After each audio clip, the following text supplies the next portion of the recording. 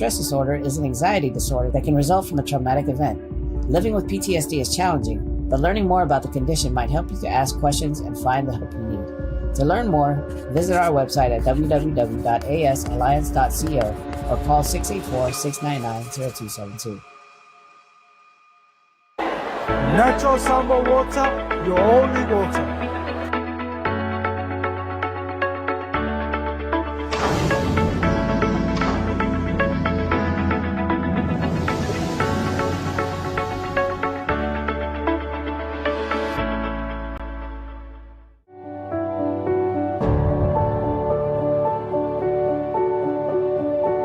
Unwind your busy day with a cup of royalty. Royalty. Complete satisfaction with every sip.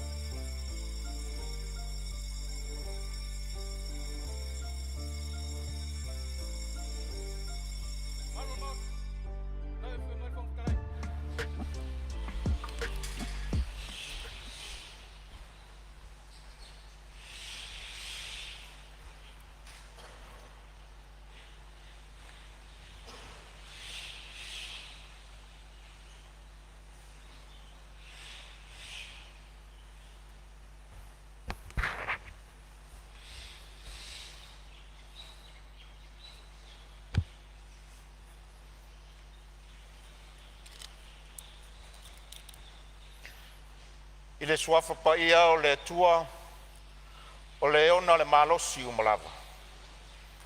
O le alofa e whavavau. Ona o le pule au le lalolangi e iai lea i le atua na o ia.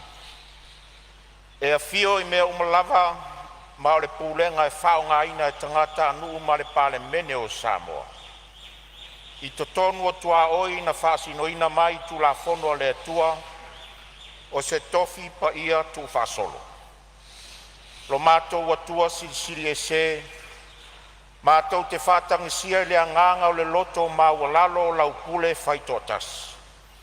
Ina ia toto ifo lau wha unga mana i lunga o le nei Palemene. Whātonu mai oe na ia tonu ai a mātou whe lafo a inga, mo le whaasiri ina o lou lava vi inga. Ma le soifua lau le lei o tangata nuu o Samoa. Lo mātou tamae o i le langi, ia pa ia lo suafa. Ia o mai lo malo. Ia whaia lo finangalo i le lalo langi e peo na whaia i le langi. Ia e fuai mai a te i mātou le aso nei o a mātou mea ai te tau ma le aso. Ia e whamangalo i a te i mātou i a mātou wanga sala. Peo i mātou foi na mātou whamangalo i nātu i e wanga leanga mai i a te i mātou. Awa foi taitaina i mātou ai le whao so songa, ai e la vea i a te i mātou ai le rea. Wa e o le malo ma le mana, a toa ma le vi inga e whaavavau la. Amen.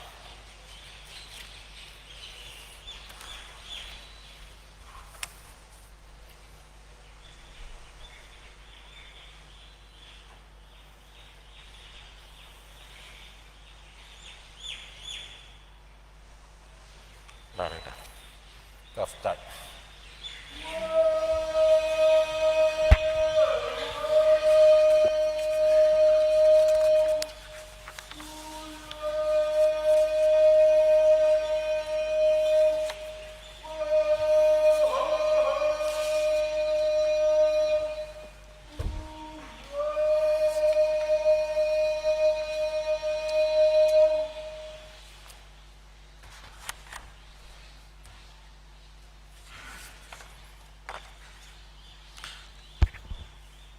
O te whasisilatu a matalia nei tau manga ar whono au whai tula whono.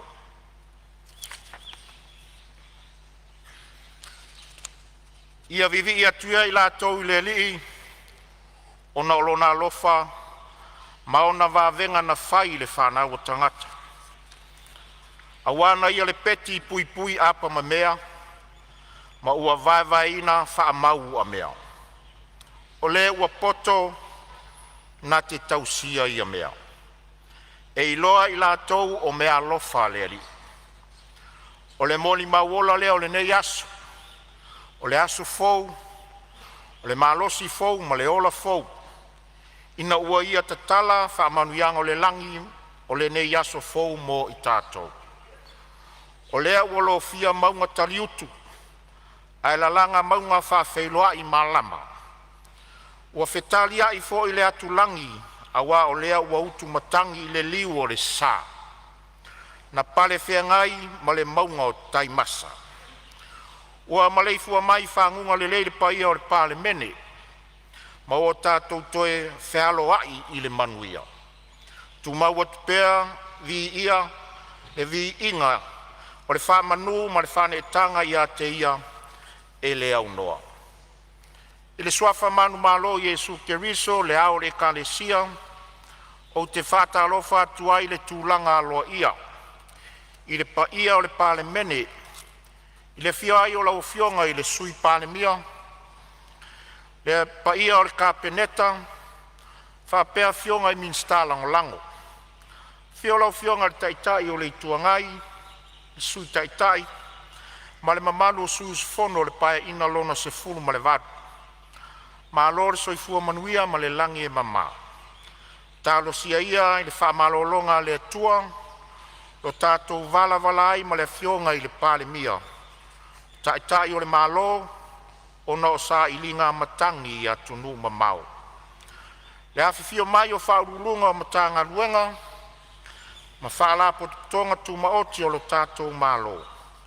Whapea fo inisi o le atunuu o mawhai ona tātou mafuta whatas. E whātalo whātu i le nei tāi au. Malo le usu. Samoa malau sila whaafonga tāpua i mai. Iau tūlanga whaalupe lupe ina. Iai le tari tonunga o lo tausia pea si o tātou watu nuu le alofa ma le anga le leo le atua. Whātalo whātu lau Palemene i le nei tai au fōu. Tāpua i maia ma le manuia. Tāro sia ia le ngaluenga mana alo na nganga le fōu folau ai o le sā o le Palemene i le nei tai au. Wha oa mai le langi so tau finangalo ina ia iu le nei aso. A tu mau pea le whaasili-siliina o le suafa o lo tātou watua. Manuia le alo whaiva o lau fionga i le sui Palemia ma le kapeneta i le nei tai au. Manuia le alo seu o usunga fono ai tu malo uma o le atu nuu. Manuia le tāpua i mai a Samoa le atu nuu pele. Isi whaasili-silanga al whongfitalai. E whaasili-sila atu le mamalu o le Palemene o lea ua mai atufa-tufaina atu lunga au tau laulau le lisi o le whaasolonga o ingo o tulafono uma le Palemene o Samoa. Iai le talitonunga e au ngā tele mo le whaatinoina o ngā luenga whaasuyusfono. Ngā luenga o le aso tau ni malo. Whaitaunga o tulafono tau whaofi. Tulafono tau whaofi o le whaatitauina o tupe luafe luas fulmalelima, luafe luas fulmaleono. Fe lafo a inga whaawau i lunga o le whaitaunga whaalua, aso fono lona toru. E tolo po tau warumanga a le fono au whai tulafono le po ana po, ua mai asau no le suyus fono mo le pā, po le afionga fo i le taitai o le tuangai. O le awanoa fo le nei tu ina atu ai le afionga le taitaifono o le komite o tupe maua, ma tupe totongi mo lau saunoanga. Tulai mai ala o fionga le taitaifono mo lau saunoanga.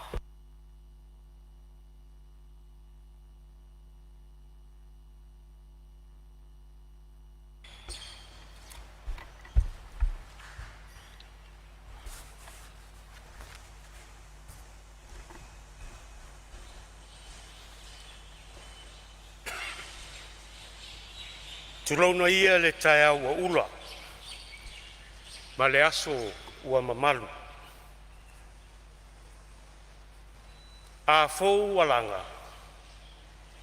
e lilia le vau mamala, a wā o Samoa o le atunu tofi. Tulauna le paia ma le mamalu o suyus fono uma, o le fono a wau faitu la fono o Samoa. Le afia o laua fionga i le whongfitalai. Ai whapea laua fionga i le sui whongfitalai. A fia laua fionga i le li Palemia.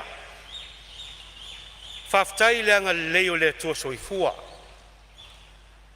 Ua maua tala, ua whaafoisia lo malos. Matoyo se anga o na tātou toe wheloa i lea. A fiolo fionga i le sui Palemia. Ai whapea le mamalu o kapeneta ma le ainga o minsta langolango. A fiolo fionga le taitai o le tuangai ma le sui taitai. Ai whapea lo fionga i le sao whapito ma le mamalu o suyus fono o le Palemene. A fiolo fionga i whailau tusi o le ofisa o le fono au whaitu la fono. Ai whapea ofisa silum tanga luenga whala putonga le malo o lo tau whai tofu sao a wanga luenga e whale le atili ai si o tātou atunu. Tulauna lo fionga lau malu le malo Samoa ma lau masiofa. Tulona o tau a fionga I sui o le fono sui tau fia. Ma o tau fale tua. Tulona le paia ma le mamalu o le whamasinonga. Le fio o lo fionga I whamasinsili. A fio lo fionga le persteno whamasinonga o swafa ma whanua. Ai whapea a lii ma tamaitai whamasino.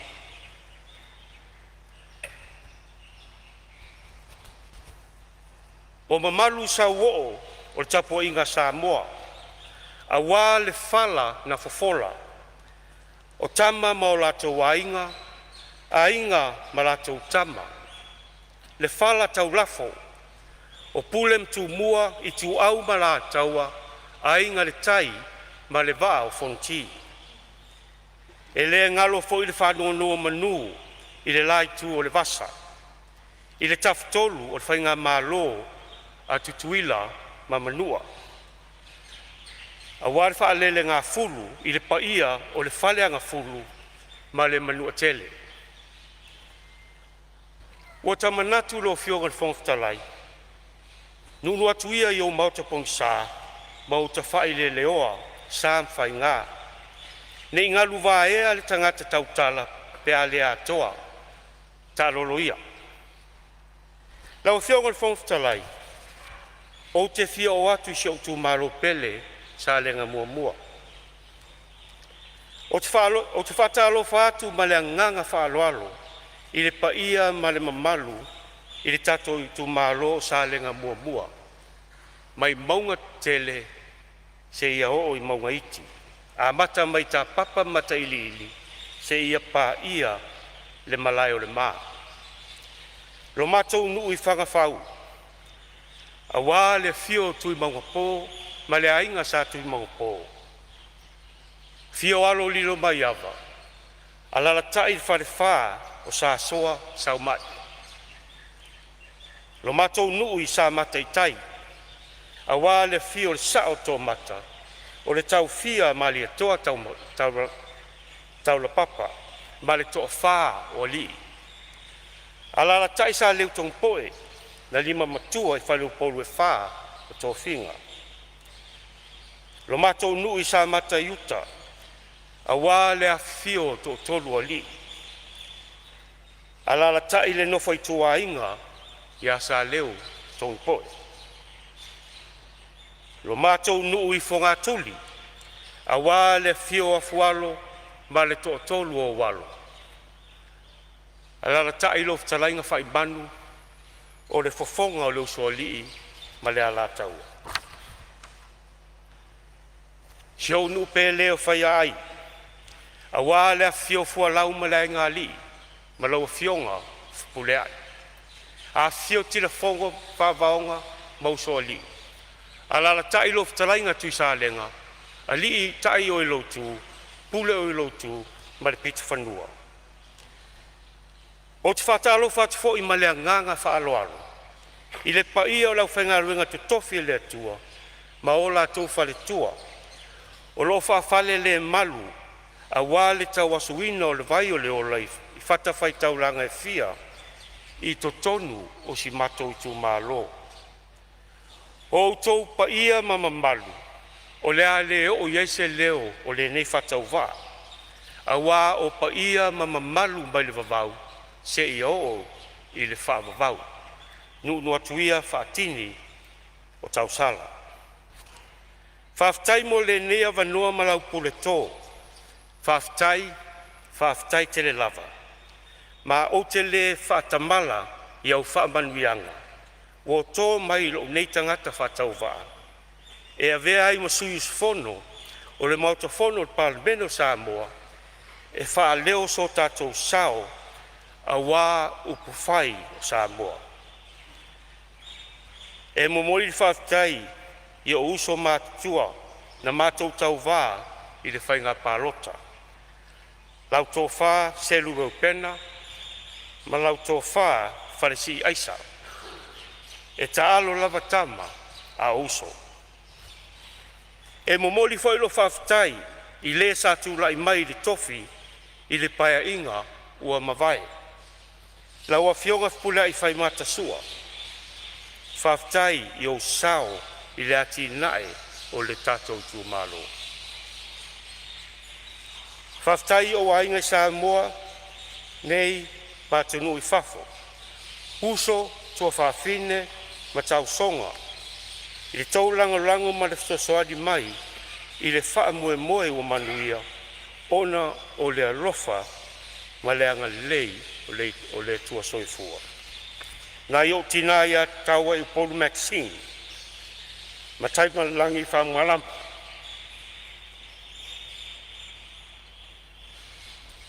Whaftai lua talo ya so uma ua manuia ai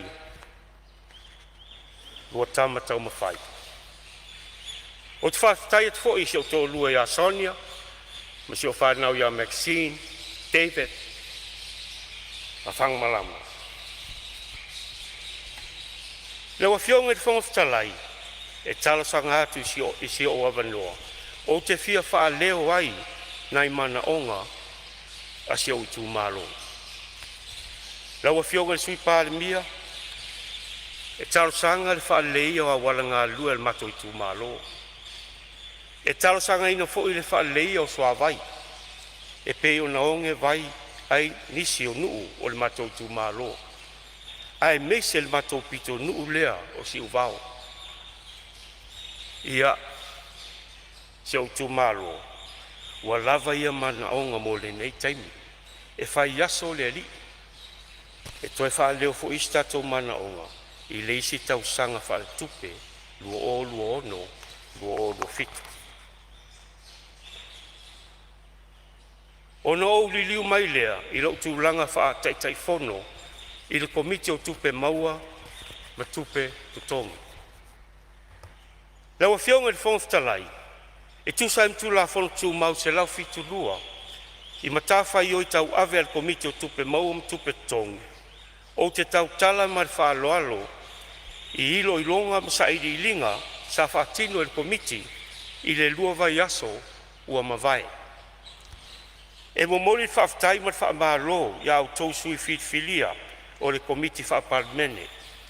I le lango sua ma le whaavano ino tau taimi tā ua e whaatino ai le nei ngā luenga tā ua e tūsa ai ma lota tau walau wina o sui o sifono o le komiti. O le nā ua tau limaina le ungo sa i linga le komiti i le tūla fono tau whaofi o le whātatau wina o tupe lua lima ono ma le pepa Palemene lua lima ono numera 5. O le tala whātau tupe ma tupe tongi al malo Samoa mo le tausanga wha le tupe whaiwina a so tolus fulu Iuni lua ono. I leo te lenga o vaenga tāua o ilo ilonga al komiti i le tala whaatau au tupe mauam tupe tongi al malo Samoa. Mo le tausanga whaatupe lua lima ono. Tupe mauam asani, valu se lau ono sifulu ono tesi iwa miliona tāla. Si tia i le fitu tesi miliona pasene. Tupe whaamea lofa, se lau ono sifulu tolu tesi malvalu miliona tāla, whaititia i le sefulu ono tesi malvalu pasene. Tupe whaalu, tasi miliona tāla, si tia i le sefulu tesi malvalu pasene. Tupe whaalu moati nae, se lau tolu sefulu miliona tāla, whaititia i le luasu tasi tesi ma le fitu pasene. Ua fuafua e whaatupula ia le tamawa inga Samoa, mo le tausanga wha le tupe lua lima ono, i le wha tesi 5%, pe a whaatusa atu i le tolu tesi fitu pasene, i le tausanga wha le tupe lua lima. O loo whaawau pea ona si itia vai ngā tupe whaatauina mo tupe alu al malo, mo le tausanga wha tupe le nei, ma e atangia ai le una ia ma le whaaawina pea o ngā luenga whaatino, ma le wha moe moe, ia wha mai ina taiala mo le numanai manuia o Samoa, Pathway for the Development of Samoa, lua o lua tasi lua o lua lua, i le lua o lua lima, lua o lua ono. O nisi o vai ngā tupe o loo ave i eiri wha mua le malo, i le tala wha atau au tu o tupe lua o lua lima, lua o lua ono, e au fia ai le mua, wha mautuina o ati nae o ai atu tusa a tangata uma. Lua, e au fia ai le wha mautuina o le soifua manuia lau tele. Tolu, ati nae o nuu, ma fioanga. Ma le wha le lea atili o ofisa o le ale malo. O lo wha mauina foi e tolu tesi 5% le tapulaa wha atulanga ina mo le wha asilinga o tupe wha alu na ilo o tupe maua o te mawa inga. Ma ai atangia ai le si itia o vai ngā tupe wha whainga luenga ina mo vai ngā maoti o lo ave iai le wha mua mua. O lea wha asilinga o lea mawhai o nga whatia pe a wha atu sa atu i le wa inga taulai i te mawa inga ma le si itanga fufuina i le awina o tupe maua whaapea le tuulanga tu ititia o lo iai nei ai tālafo le malo. O le a wha malo si ai foi o whainga pāanga manuu ma fioanga vaenga maoti le au whai pisinisi ma pāanga mo ati nae e una ia ai ati nae e mausali ma ngawhatau lima ina. O se au te renga le nālau fionga le whonftalai ma le mamalu o le Palemene. Ai o te fia pai e whamanino nisi o mta upu na la ngā e nisi o sui o sfono. Na tā ua se tasi o sui le whai titia o tupe wha mea lofa mo ati nae mana fisiringi ai le commitment a tātou pāanga o lo tawala mai iai sosoani mo ati nae. O se mata upu tāua o tele nei mata upu. O na sa ofo iai fesili al komiti ma fisiringi ai po o le pau ea o vaenga sosoani mo ati nae e peo na whamauina e mafua mai i le whatuatueina e pāanga o le whatinonga o pulpeti al malo. Na whamauina al komiti o le whaititia o tupe wha mea lofa mai pāanga mo ati nae al malo e le ona o le whatuatueina e pāanga o le whatinonga o pulpeti. Po le lea i foi o se commitment e peo na whaaleuina le sui. O le whaititia o vai ngā tupe mai pāanga e a fua mai ona o le telo polketi al malo sa whatupeina mai pāanga i tausanga whale tupe o mawai o tele ina whamai aina. Na whamauina foi al komiti o le pau maua lalo ai o ai tālafo le malo o se tūlanga le tele lea pe a fua i mana onga o le tau mawhai ina tuititia ai tālafu. O le mtatia ua silisila mai ai foi tōna partners e peo le whaltupe o le Lalangi, World Bank, ma le ATP. I le tūlanga ngā whatia o na tutongi e Samoa o la tō ai tālafu. Ona o lea ale mawhai ei o na toia ngā wā Samoa i le salau pasene o fisosoani tausangaina. O lona winga o nisi fisosoani o fuafua e whatupe mai nei paanga e 5% o le atuina mai as a grant, 5% foi o le atuina mai o se nono ngā tupe. Nā whea se tasi sui le tūlanga i le ulua i se lenga o na e mai tauina e leo toe whaata tauina iai se vai ngā tupe mtanga rengo whatoanga ma whai ngā whaiva. Na whamauina e le komiti o loo tau fia le tū maule nei pokalame ai ro wha ngā solo i le sairiringa a le mtanga luenga ma le ofisa numera whamauina I whatoanga ma fua whatoanga ma lafu manu.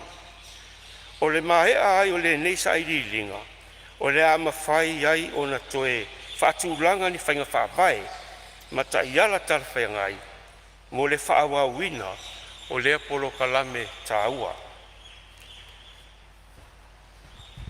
Na whasilingia nisi o sui, le whaiti tia ai o vai ngā tupe, mo tangata whainga luenga, o lalo o nisi o ngā luenga whaatino, ale mtanga luenga o soifua maloloina. Na whaamawina e komiti, e mafole ne suinga, ona o le whetuna inga o avanua whainga luenga, e tusa mai loilonga al komisio tangata whainga luenga al malo, ua tu whatasi ai nisi avanua whainga luenga, mai le au nanga o le tonga fitinga o ngase, output 11, mai le au nanga lango i le fale mai, output 5. Na fsilingia fo i le leto i ai o se vai ngā tupe, mo tui pui, vaccine supplies. Mana whaamawina al komiti, o le vai ngā tupe, o tu i nātu i lalo ngā luenga whaatino, mo le vai ngā pokalame, mo le soifua marolo ina lei, ma inga, manuia, National Health Wellness and Family Health Services, output sfunuiva. O na muluia i lea o se whamtalanga al komiti. E avea ia o e whai masui, e wha leo ina le nganga o le whawhetai, i wha ululunga mtanga luenga whala putonga, umare malo. Sa mawhai ona awai mai, e tusa male wala watu al komiti, mo ilo ilonga o le tala whatau autu, o tupe lua o lua lima, lua o lua ono. E tali tonu, e tele tua noa i le whea ngai ai, ma le tautua ina o le malo ma le kapeleta, a e sa whavanua lava o tau taimi tāua, o tu ina mai o sosoani ma le whaamaumaunga. E le whaangalo ina foi, le awauna, le awaunanga, o loa fionga o le whailau tusi, ma le ofisa o le fono. Whaftai mo le tautua ina fontanga le komiti, i le nei lua vai aso, au whaanga solo ana i loilonga. Lau fionga le fonga fitalai, whaftai tele mo le avanoa.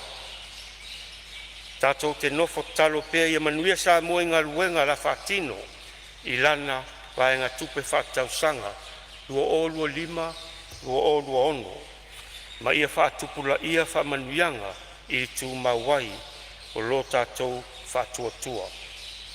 E pei o nanga ngana i te talo sa lenga mua, ia tātou whaamumua le atua, i le swafa manu malo o Yesu Keriso. Ia, whamanuia le atua i lo fionga le fongatalai, a walo walawina. Whamanuia te foi le atua i lo fionga le sui fongatalai. Whamanuia le atua i lo fionga le li Palemene, lo fionga sui Palemene, ma malu al kapeneta, ma le ainga o minsta langolanga. Whamanuia te foi le atua i lo fionga tai li tua ngai, sui tai, ai whapea lo fionga le sao whapito, ma le mamalu o sui osfono o le Palemene. Whamanuia atu le atua i ofisa silium tanga luenga, ma whala potipotonga umal tatou malo lava le ngā lue. O le talo, le atua soifua, foa i merfi le mu, e mauti talia i nai me le mwhain matsuia. Le wha marosi au, e mauti suia i mea e mwhain matsuia, ma le poto e mauti i loa ili sese. Whaftai mo lawa noa i lo fionga whongtalai.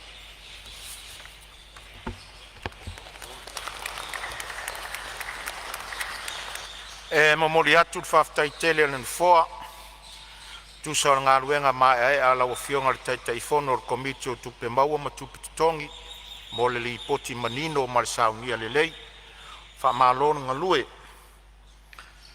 E mata watu wa whasopolia umasui mamalu o le tātou mauta i saunoanga whalau. le fontalai Ia, mole se tulai mai ia se fasili e fia tu natu i le te fono faltau lan saunanga sau le falavelave ona ile ngata o le saunanga faatete i fono o komiti o tupe e faltau lato ripoti e fautu e nai i al mamalu o le fontanga le nei ai o lana urua i saunanga fo i lea saunoa faa tau pou lalana o faatali ai se i uma o la o tula i atu lea e fia fai se fasili i le lato ngā luenga o le fasili e la o matau le saunoanga atoa e le se fautuanga e tasi o au maia e le tau ripoti e fautua mai ai le palemene le nei e tulanga mo le lato ngā luenga e mai se ni fale tonu o lo matawina e le lani fautuanga o mai ana stua lalo mo le angai lumanai se i talitala noa e faululunga mtanga luenga ona o mai ai leo ni tau fautuanga e ni mea tau te silafia e te tau on sila tuto i ai ia le maotafono e tele a mea lea e sa te tau na mai ai tau fautuanga o le vaingalo na lua sa saunoa le te fono i saunoa ngā sui ai o saunoa ngā sui e wha sinotonua i lipoti ana o mai ai mai se ale tulanga lea e ua ngai ai lalo po o le vainga i lumalai o le ngai ai lalo tupe maua o se tulanga taua tere lea mo le whafonfonga al tato mata o le taua tele ia tupe maua ai mai se so sani mai paanga le lai au mai manino i le whamtalanga ana tau au ina al minstau tupe le anga i lalo i le lato vaai le lumalai of so sani e au mai ona e fōringa utatu te leo toi mo mia so sani ai e le i whengai le whainga malo leo le fast ma whala velave ma tautia e tai pei o le tsunami e tai pei o a whāti tele o le ofa Valeria Malesi a whātele e lin na muli mai e tolu a whāti tele o nā whāti tele na matua whaina atua i tātou te mauainga ia a whai neila e oso whaia tātou ini a whāti tele whapea a e le i whengai il whainga malo i ei nei mangi whala velave makau kia whapenge a le ale mea atango i ai a le tulanga na lea sa o manatuai po lea sautou whautuanga o lea o mai ia e o ngā mea tup le umal whaiaso le tua a moli atu whaatai i lau tau ripoti ia se tua lalo le komiti rau whionga Ia, malo whaftai lau whionga i le taitai o le tuanga. Ia se tuatu le wanoa i le whionga le taitai whono pia whape fia saunoa. No, whionga rong talai. Ia, le sui leo whaasale le anga tolu e eise me te fia saunoa i ai. Lau tuatu le wanoa le taitai whono. Whaftai mo le wanoa rau whionga. E hoi nai whesilia sa sia tui nātua no e sāpa ia laulaunga. Tūlanga ia sa manuere i tari mai le teitei whono. Si mamla mai, mai whalaro lau whiong. Ia, se i saunoa mai. O tūlanga lea o le o tupe fo ia e whame alofa mai ia tātou paanga. O lea o lo manino le li poti sa tuina mai. Whaftai lau whionga teitei whono. Forsanga manino. O le mai tau atu I le pa'u leo lo iai e tolu miliona la o fionga. Le fo manino na e folasia tulanga lea. O mafuanga lea na mafuai ona te lea le pa'u. Ona o prokeki o mai au na fatino. A leo lo iai foi isi di poti o lo iai tonu. O lo whapea mai foi. Peeni si mafuanga tu atu e se mai vaenga ia o mai au na fatino. O lea tau te malama i tulanga lea. O lo iai prokeki o lo delay. Toso fu inale sa tauna mai e lista usanga o toso tu lista usanga ma lista usanga. Ia, o tulanga na o lisi mea le ta o mai iyo tulanga foi o konkalate lei. Po ko extend po tulanga fa pena o no le supply foi o materials mai siwa pena. Le lo ta o mai nisio concern yo lo sa la lo report dere. World Bank male. Ma tona partner se lo tuina mai. Na fisi tu vaenga le pa fia la vaenga le o mai. Tosu tolu miliona e tele na tupe. A wa polo ke kia o mafua ona tele ere paulea. Ona o leo lo tostoso lava ele mai an fa mai aina. Wa le hotuanga le sa tuina atu. Ia vai tulanga le hape ona sioki ia materials. Ia pen faina fai se fai nga paanga le mal private sector. O sioki me ia fa wa ma fa to pe fai nga pro ke kinei. O si tei mea toina fai ia ke o kinei vai peiner sau noa nga le sui ma lo sau noa. O vai peiner sau noa nga sui ma lo sau noa. Ia wa mai a tulanga taula nga falau e tele o le taimi nei. O le lipoti mai le tai fono e tusa o le lato ngā luenga sa fai o le melea. Ia wa mai a taimi sa fa masalo vaenga ia langa e sui o su fono tai au nei. O le atali manino ia le malo pea o le itu vai itali ia le malo. Awa mai a tatu sau noanga whātau pōm sau noanga le taimi o le iloilonga o le tale le tupe. Ia, lau whionga le tai whono pe te whia tūlai mai. Lau whionga i le whonftalai. E whaftai, lau whionga tai o le tuangai.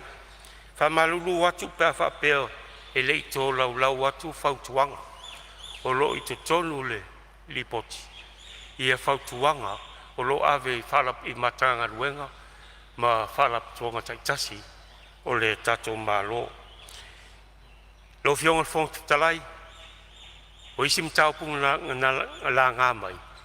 Ia, sirita ti atu se itali e pa ia mal malu kapeneta. Mal whaalolo te lapu. Lo whionga whontalai. Whaftai lau whionga le tai whono komiti ia tūla mai lau whionga le sui Palemene. E pulanga le na, io ele. Olo ia peon sa no le fiong te telefon. Io la nganga le na so to i male nganga fa lo. Io le mota, le foi vota penale. Malo ia tu sa io ne tad. Ia lo manino ai tono li potil telo fotuang. Ia e tato angai ia ila nganga o le tuale na matani taia o le nganga fa lo. Malo whaftai, ia masalo le vaenga leo le sa watu lava le avanoa i le whionga i le tai whono komiti. A tanga i foi o tō whionga i sui mamalu. I le lipoti al komiti leo watu ina mai. I le itu lau e tonu. Olo mua le whautuanga. E ui a whaisa misi le saunoanga. Ia e tā ua le lipoti le olo ua uman tau au atu i o tō whionga. Le itu lau e tonu olo mua le whautuanga wha le komiti. Whatasi e foi manisi o vaenga le lipoti. O lea sa fisiringia la o whionga tai o le tuangai. Ia o lo whaatino mai lava i tono li. Poti male nganga whaaloalo. E le toi tau whailo le telo mta upulanga ngai saunuanga le tato maota. O na ia i leo le manatu. O le avanoa lea mo le malo e tali fuai tau wai mta upu sala ngai sui mamalu. O te tapala o whionga sui Palemene. Mo le whasolonga o tali a le malo. Aftai tele, lau whionga whontalai, mo lo mātua wanoa. I le nei tai au, pia ma fo ilo mātou. Whanau nau te inga, ia i le taulanga sitia. I le tai au sola.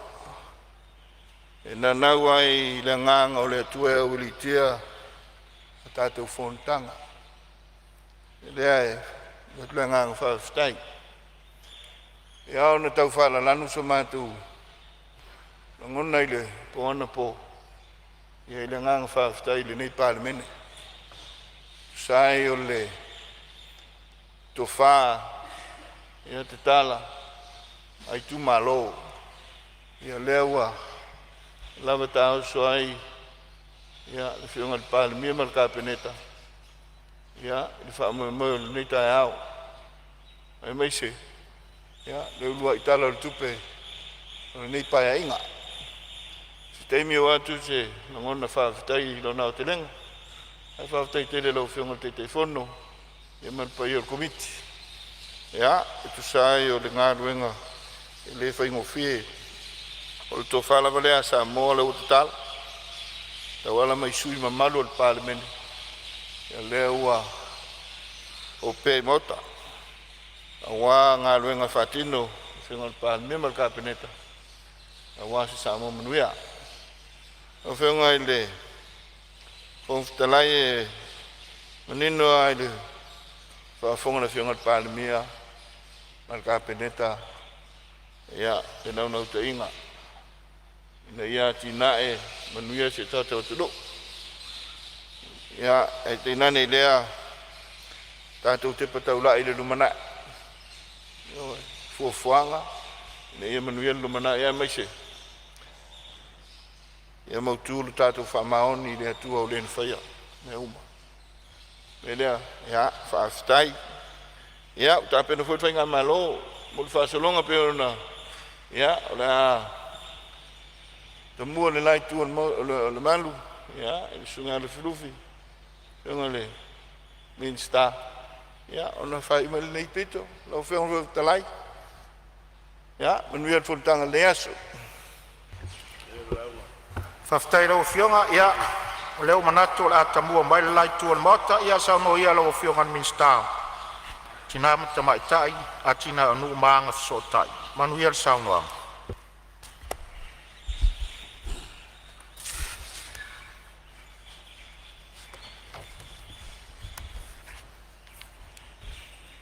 ia mole atu le whaftai tele i lau mawhionga le sui Palemene wa foi lo manatu mai a lufilufi o le atamua ai le nei tai au e whai le ngaluenga wha minista e tali inisio fufuanga o tuina mai inisio sui o usfono tato fono uso Samoa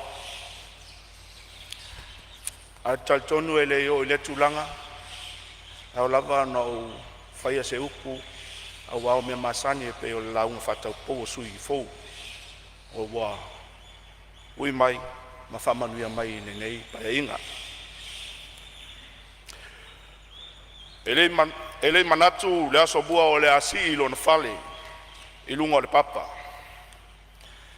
A tā le liu e papoe le matau mai le maota Samoa atoa e fou le vaa o le usu ngā fonu.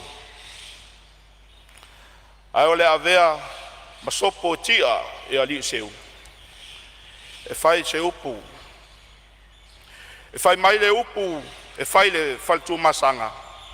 A sala malie ma vai toi lau. Ua tō ao le savili. E fa pea se tau fia lufi ma le nei tu malo. O le a mata na tō le savili. Le anga e si le tai. Ua lufi le tamau a inga o le atunu. E tu sa ai, matala whatatau o le tupe, ua ta oto i mauta fono Samoa. E momoli ai la le whaftaitele, i lau a fionga le fonga whetalai. Ua maua se avanoa le nei tu malo, e avatu ai se motu ngā awha. Ma whai so na sao, a wā le fono uso Samoa. Ma le nepa ia inga ilona sifuru malvali. E whai mai upu o le launga, wha amu ia Yesu i lunga le maunga. Amu ia e loto mama, wā la tau te ilo atu le tua. Amu ia e loto mawalalo, whai mo la tau tofi al nu. Lawa fionga le fonga whetalai, Malmamalu o le maota. O lea ua malele i le tae au walu. Ua e sua fo le au lapauta, sua le au laputai. Mangonga fo i le viinga o le tatom taisili. Ua fati sisina i nei le ngalu a au. Awa o lea ua tu maupea Samoa i ona whawai papa. O le sailinga malo a o tatou tua a sina sina. Ua lango mau mai e o tatou, e o la tau tia sa. O te tua i nei tūlanga o ma o tautala i tua vai ngafa. Ma o soli tuina le paia maulunga o le maota i Faleata nei. O tua o le pea ma vai tangutu. E a fio ai le whamuina le tupfia. E a fio ai le usoli tamapa. Ma liu mailo o lua no fuasa. E pui pui le launga tau eitu. Sao whainga mātua. O le fuaitau o le atunu. E malai tau ave. E paia tau ave. Ma maota tau ave tia whau o le maota fono. O le malai na whawhau ai tia o le atunu. Awa na upu whai o malo. Ao se sailinga le furuula mo Samoa malani tapua inga i maota malawa. Whapea le whanu no manu o auna le atua. I nuu mafioanga. O te whatulo watu i lau fionga i le whongwhetalai. Whapea lau fionga i le sui whongwhetalai o le mauta.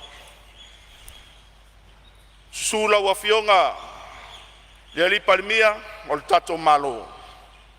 Whainta lau tapua inga mai atunu mau. Awa o le nae whea ngai lau fionga ma pulo tō whanga ma le whalaefu. A tato te talo pea i le atua i taulu lo na whingalo. To e whafulsia le malo si le tino i lau fionga le ali Palemene. To e taliu mai mtato whatino ti ute mwhaiva ua tō whia i lau fionga. Le taitai ina o le tato malo. A whiwhio o lua fionga i sui Palemene. A whiwhio a fionga i ali matamaitai minister kabineta.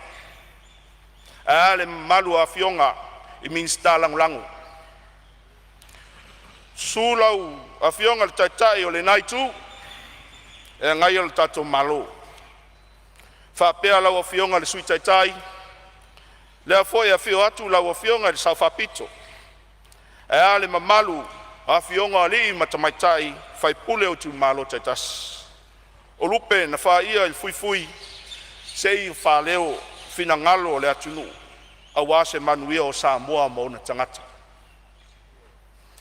Whatu lau foi i le afio lau o fionga le whailau tusi o fono. Matanga luenga e fio o tato malo le au whai pisinisi ma kampani tu maoti. Whapoi foi le vaiula ma whatu lau e whaingata le tapua inga Samoa o le au mamala. Le fio lau o fionga le au mamalu o le malo Samoa. Lau o fionga le tuia ana tui maleli whano sua lau vi ma lau masiofo. A fifio a fionga i sui o le fono ma sui tofia ma o tau faltua. Fio lau o fionga le whamasino sili mal mamalu o le ofisa o whamasinonga o Samoa. Ai alpa ia o le tapua inga o tupu matamali. Whapea Samoa i lona au au tele. Le whangalo ina foi ta ea nai atua. Awale ngaluenga le au whaitatalo bo e manuia i le atunu. Susu le taitai o le kalesia kerisiano o sofatasi. Le mamalu o whawhea ngainga ma o la tau faltua i Samoa nei. Matunu i fafu. O le paia lava lea i la fifi o tama ma ainga ma o lato tama. Usonga atu mua mapule i tu au ma la taua. Ainga le tai ma le vao fonti. O paia e tausi vatele a wale mamalu o maunga manu au sala. A fio oile tuia ana ma ona tufai. Umanga ma pasese. A pui pui e toa iwa ma le matua na tongi. E a inga e wha ma le la au na fafau. Leo lu muenga ma sae sese. Nona foi le malie ma vai toi lau. E fio oile ngato ai tele ma ona tui tui a fata maulolo. A inga whapea tui sa mau matangi. malo o tau sa na tau tailua. Tulona foi, tau mawhili e fio ai le wata msolei. Mo ona tui a funa mawava. Whapea le whaurulunga o sa tun mafono. E ale pai le whareonu, ma le atinganga, le tūtolo sa nganga Faleata malo ngafa. Whaingata foi le ainga le tai, o le whaingainga atu mua ma puleono, le ulu ai pou o malo, e susu ai lo o tautua wha. Susu ai le alo le mali atoa, ma le tapunu umainga, e pui e futi maua pau, o sawamba ma lautolo. Whātulo wat foi le va e tasi a Samoa, tō whinga le tupu, a fio le ulu alo whainga, ma inga e lua. Le tō wha e na taitai, a fio ngafa masuafa, whapea morio o maupu le va o fonti. E whātulo wat foi i maota muni mas plata emo, e malepe ai tō whinga al fonti le tupu te whaiwha. E fio ai seu tātia a lalatai le maota. E ai papao le tui atua. Whapea lalo ngā fuafua e susu ai le sao whainga maltono. E tausi vātele a wā ao atua, uo atua, uso atua, whapea atua uliuli, ma atua le tonu. Fia la sia foi le vasa lea, ma ou whatulou e whaingata le puleono I salafai. Tulou na fui fatu e awhiwhio ai tupu na tausi. Awhiwhio ai a inga, e ai la ua na pule, sa fotu la whai ma lou whasa le leanga. Tulou na ia vai tutu, e awhiwhio ai a inga ma toto, a oe sa le aula ma lou fatu funganga. Tulou na whina o le malai fono, a wale paia a inga ma li o le tu, sa fotu ma lou nganga I foi maua. Whaingata le malae matia ma matia tu au. A fio a inga ma tapau, le whale wha o le tapu inga. Tō o maupu I a te oe le pule. Tulona le tupua I vailoa. E fio ai le whasisina ma sa lilo mai ava. Le leva ma sa whata le taua. Maupu I a palauli ma lona I tu. E whatulo atu foi le malae faltoi. Fio ai a inga sa moe le oi. Le va iti ma le vai malae e ale ma malu I le ala taua. Lawa fionga le fonga fetalai e le se e loa le va a sa fune ma taulau niu. Se I afe ane lava e whaingata le tapua inga o tato uso I tutuila ma manua. Le fio lau fionga le kovansili, whapea lau fionga lutena kovana. Fio lau fionga le perestene ma le maota whaitu la fono. Fio lau fionga le fonga fetalai o le maota o sui. Fio lau fionga le perestene ma le ofisa o whamasinonga. O le paia o le whalinga fulu ma le nofo o mapu. O sua ma vai whanua o fofo ma itulangi. Whapea sa ole ma salea umua ma le lau niu na sa lua. Fatu lau fo I la au na amatasi. O ali fatui matama o le vai mangalo, a wato to o le whale ula tau tangata. A mata mai le malatele, ma malai tu mau, fatu ngale e mau tu moe au. Lalo ifi ma le whasau, se ia pa ia whale niusa ma whale tapau. O pa ia na ma malu na o Samoa, o tau I launga tu mua, e tau si vatele. Wa a inga o nofo, a inga o papa, a inga ta whaiwha, lea wa atoa le mautofono I tia whau nei. E whire ai le tō whawhatupu, ma le moe whawhale o polu. Ai matua le to'o I le ngaluenga le atua. Na o fionga le whonga whetalai, ma le mamalu le ne maota, se I mapuane I ne whani. Ma lafo le taula I malolo, se o li liu le anga e whaingata, le tapua inga lo I tu malo pele o ano amatas. Na mafua ai ono tu mai I le nofoa o le nei paia inga. O te vai lupeina le saunoanga matanga o fia le fionga le minstau. Tanga luenga tinam te mai tai a tina unu manga so tai va pe folo ofisa o whainu mele whamawina. taluai o leo tātou taunu mai le taimu le tātou malolonga o le tae au, ona o le aso fo e pupu. O te vairu peina i sao noanga mātango o fie. O te whasisi lātu o whatatia ese nei tau mbanga le whono au whai tū la whono, o lana malolonga māsani o le tae au.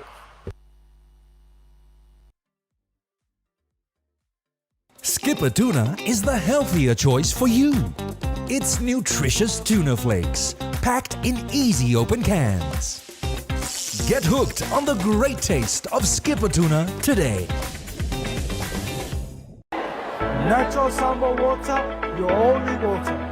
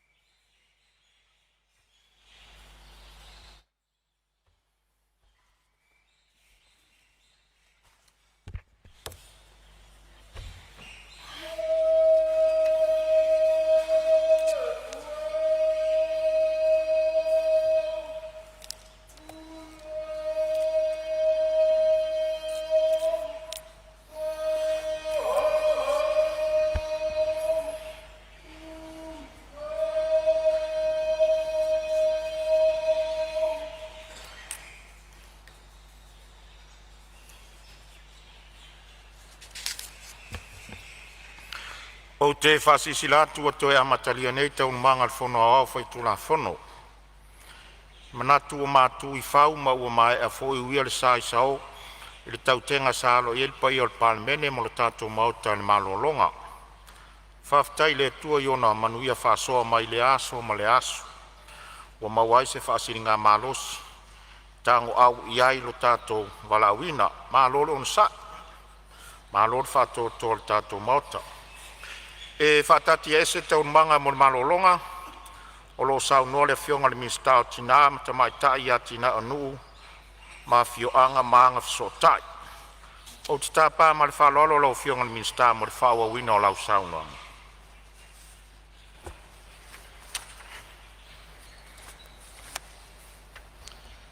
Ia, lawa fionga le fonga fitalai ma le malo le maota, pe e ono whailo atu, istaimi o sola. Se ia uliliu ane lava, whaingata le tapuainga o se o tu malo pele, e anoa matas. Mafua i ono o tu lai, ile no fō le ne paia inga.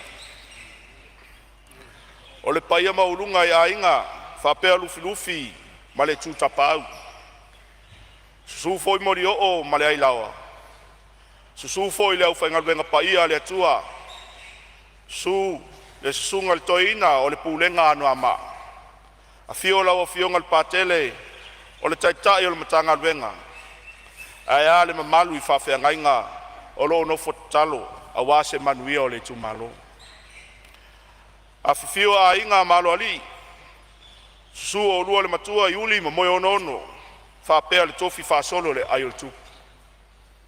A fio nganga I olo, ma le suafa na yoti. Fio ae o le alo le mali atoa, whapea le whale lima si tano fita. Su voi lau sunga lufi lufi, le paia le tapua inga, susu ki makangaka. A fio a foa ma le whao seu, ma le mamalu ya ke oe lufi lufi. Susu foi kai ma fonkia, a fio kapungu makala le whale, o le fuai whale le salvalas, ai kai ngange le kapua inga. A fio foi le suafa, ngafa malo singa, su morio male malu le lau. Su foi oer kumua, lau sunga lufi lufi, Sul sa whainga markongo, kupai makai ngau. Whapea le fionga ia seu kakia. Kulou, kulou, kulou ngalawa. O le ngei whai kula, e fioma moli e kuai se whafkai kele. Ia fionga kamali sa mako kausingi o whakas. Mai le mako i kumaloa ngā makas. Laua fionga moli o pio ke o filo, ua whamalo whai o whaiva. Ai whapiko au ngafa, se whawhekai i laua fionga, le ala ia sa, moi whawo malanga se pulona monanu. Le sa avea masui o le tūmalo, matau aveina le no foa ano a matasi, il tausanga ua tūna. O upo le atunu, e ta alo lava tama le auso. Tau ina i whaftai atu, o na le tele o lo sao taua, malo walofa i le tūmalo. E tele fo i au ngā luenga le lei, sa whatino, ua tūmati ai, lo tātou i tūmalo. Tau i ena whamanuia le atua i laua fionga ma le ainga. O te fia whaftai fo i na iau mātua pele, ta mai atu whalna i tawhuna i whanueli, ma le tina ia eli inu le aso i loa whale upolu i lufi. Whapea fo i le ta mai atu i li ro peti chenchek, ma le tinga i asu ngalu o pea mai vasa tau ati chenchek. I Siusega. O lo tau tapuainga, a popoainga, matalo sia le whamoi moi. Ai mai se foi na yo uso ma tua whawhine, uma ma o tau ainga. I lo o tau lango malosi, i so se tū, au whea ngai ea umale nei whamoi moi. E mo mori foi le whaftaitele na yo ainga uma i nei Samoa ma atunu mamau. Ai mai se foi lau komiti palota, sao mātou ngā lurue whātasi whapea na ia uo ma e masani. Matama whanau uma o sio mātou nu pele lufi i atu nu mamau. Satu mailo o tau langolango. Alofa, mafsosoani malosi maile nei whamoe moe. Whaftai tele i lo o tau alofa moni i lo whatau wa. Whaftai whapitoa i le tinao le ainga. Masi au whanau pele. I lo o tau langolango malosi. Matalo, wha malosi au mai a te au taimi umu. O leo wa e malo ai le manuia le taumwhainga. O le upumoni e le whaingo fie tau finga. O le whaipule ua pale ai nei mo le 5 tausana. A leo fo ua tofi le minister kapeneta leo ua whamanuia ai le nei pae inga. Na o le te talo e le atua e sosoan mai i le vai ma le whatau wa. E tau ave ina ai i tātou tofinga. O le upumoni, e le atoa o so tau mamalu, se leo le o tau au na whatau wā. E tau ia i nou whape atu, o lo tau pule lea, o au tali sapaia whatua e lele. Whawhetai le whae ea, whamalo, le whatupu, ma le whatamari. E ala i le whainga whilwhilinga o le tātou tūmalo. Ia, tapuai maia, ma se manuia. Se faz o tatou sao i tamau a inga o le atunu. E mua lava o na o momori le whaftaitele e laua fionga le Minsta tupe. Laua fionga le sui Palemene. Tainane fo le pulasili o lau whaingaruenga, tangaruenga o tupe, mo le tala whatau le tupe luafe, luafe luaona o folasia le mautofono o Samoa. O matango fia mea uma, Maua e whamauina le langolangoina malosi o le nei tu maloa no amatasi le tala le tupe o lo whatala noaina. E ai foi le taofi e tau na whailo nisio ngā ruenga tutele mau au nanga e manau mia le nei tu maloa no amatasi. Laua fionga e sui Palemene le minstao ngā ruenga tutele na e ati na e lava mo le nei tu malo e whapea o na whatino o wa i mausali nga fatia ina ai o le afia o le suinga o le tau.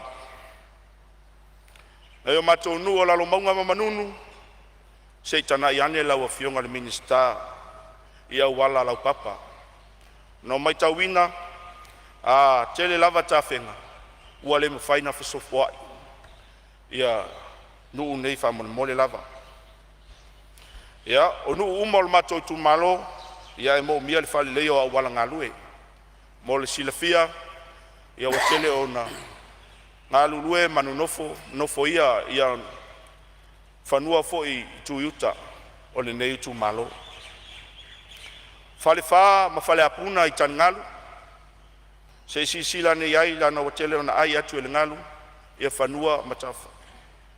Ona o le malo se ngalu. O lalo maunga fo i ma fale vau, o le tali vai i le vai tafe lea pe ono ta ua le amtanga. Se i tāna i ange ai le matanga luenga, ma lau fionga le minista, soani vave, wau wave fale tonu ia ele. Ea, lau fionga le minista so i fua maloloina, se i sisilane lau fionga i le falmai o le mato i tu malo. Po a fea e whatino ai le ngaluenga, i le whatele ina o le falmai, whapea le au nanga mofo mai. Minista o aonga, to sisilane, fai aonga. Whapea le whatulanga ina lei o sikapasi, o whanau aonga i vaenga mtaupu taua. E peo le matematika, wha scientisi, ma aonga tautupe. Awa e nofo sila fio al whanau, o taua o le tomai, tautupe e peo na sefe, ma le teu whawhainga wingo tupe. Ia, lau a fionga le minista o whatuanga mwhainga whaiva, o se tu alalo i le tu malo. Ia sila ni poloketi, whai whatuanga, whao ngā ai ni waila au. Po ati na e whai whaiva e pui ai le siso manga, a wā ngā whatauli maina o nei puna o. Tā ua o si o tātou, atunu. Ai maise o nisi, nei o mawhai o na whasosoani mai ai e whawhai ngofi ai no whatinoina o ngā luenga i le nei vaitau. Ia lau a fionga le minista taka ta whao mai whafo, ia se sisilane. O la se tūlanga i mawhai ai o na whalelei ma whalau iloa mataanga o tangata ta whao mai whafo tūlisi, moro tu malo. E pe e le afu i whalwha, le afu foi so la ua i manunu, ia whapea foi le vai piula. O le tele o nisi o manaonga o le nei tu malo, e tal tonu o lo mawhai o na whatino ino e lalo poloketi o lo lalo e lau wha malumalunga. Ao lea avea le nei avanoa, e tau no utali e tua inisi o mtaupu na langa mai, e inisi o sui mamalu o le maota. Bol tato poloketi, mo fono whaavae, ia, whiololo lava nai, tu malo foi masui mamalu, na whaaleo mai o sa rato whautuanga.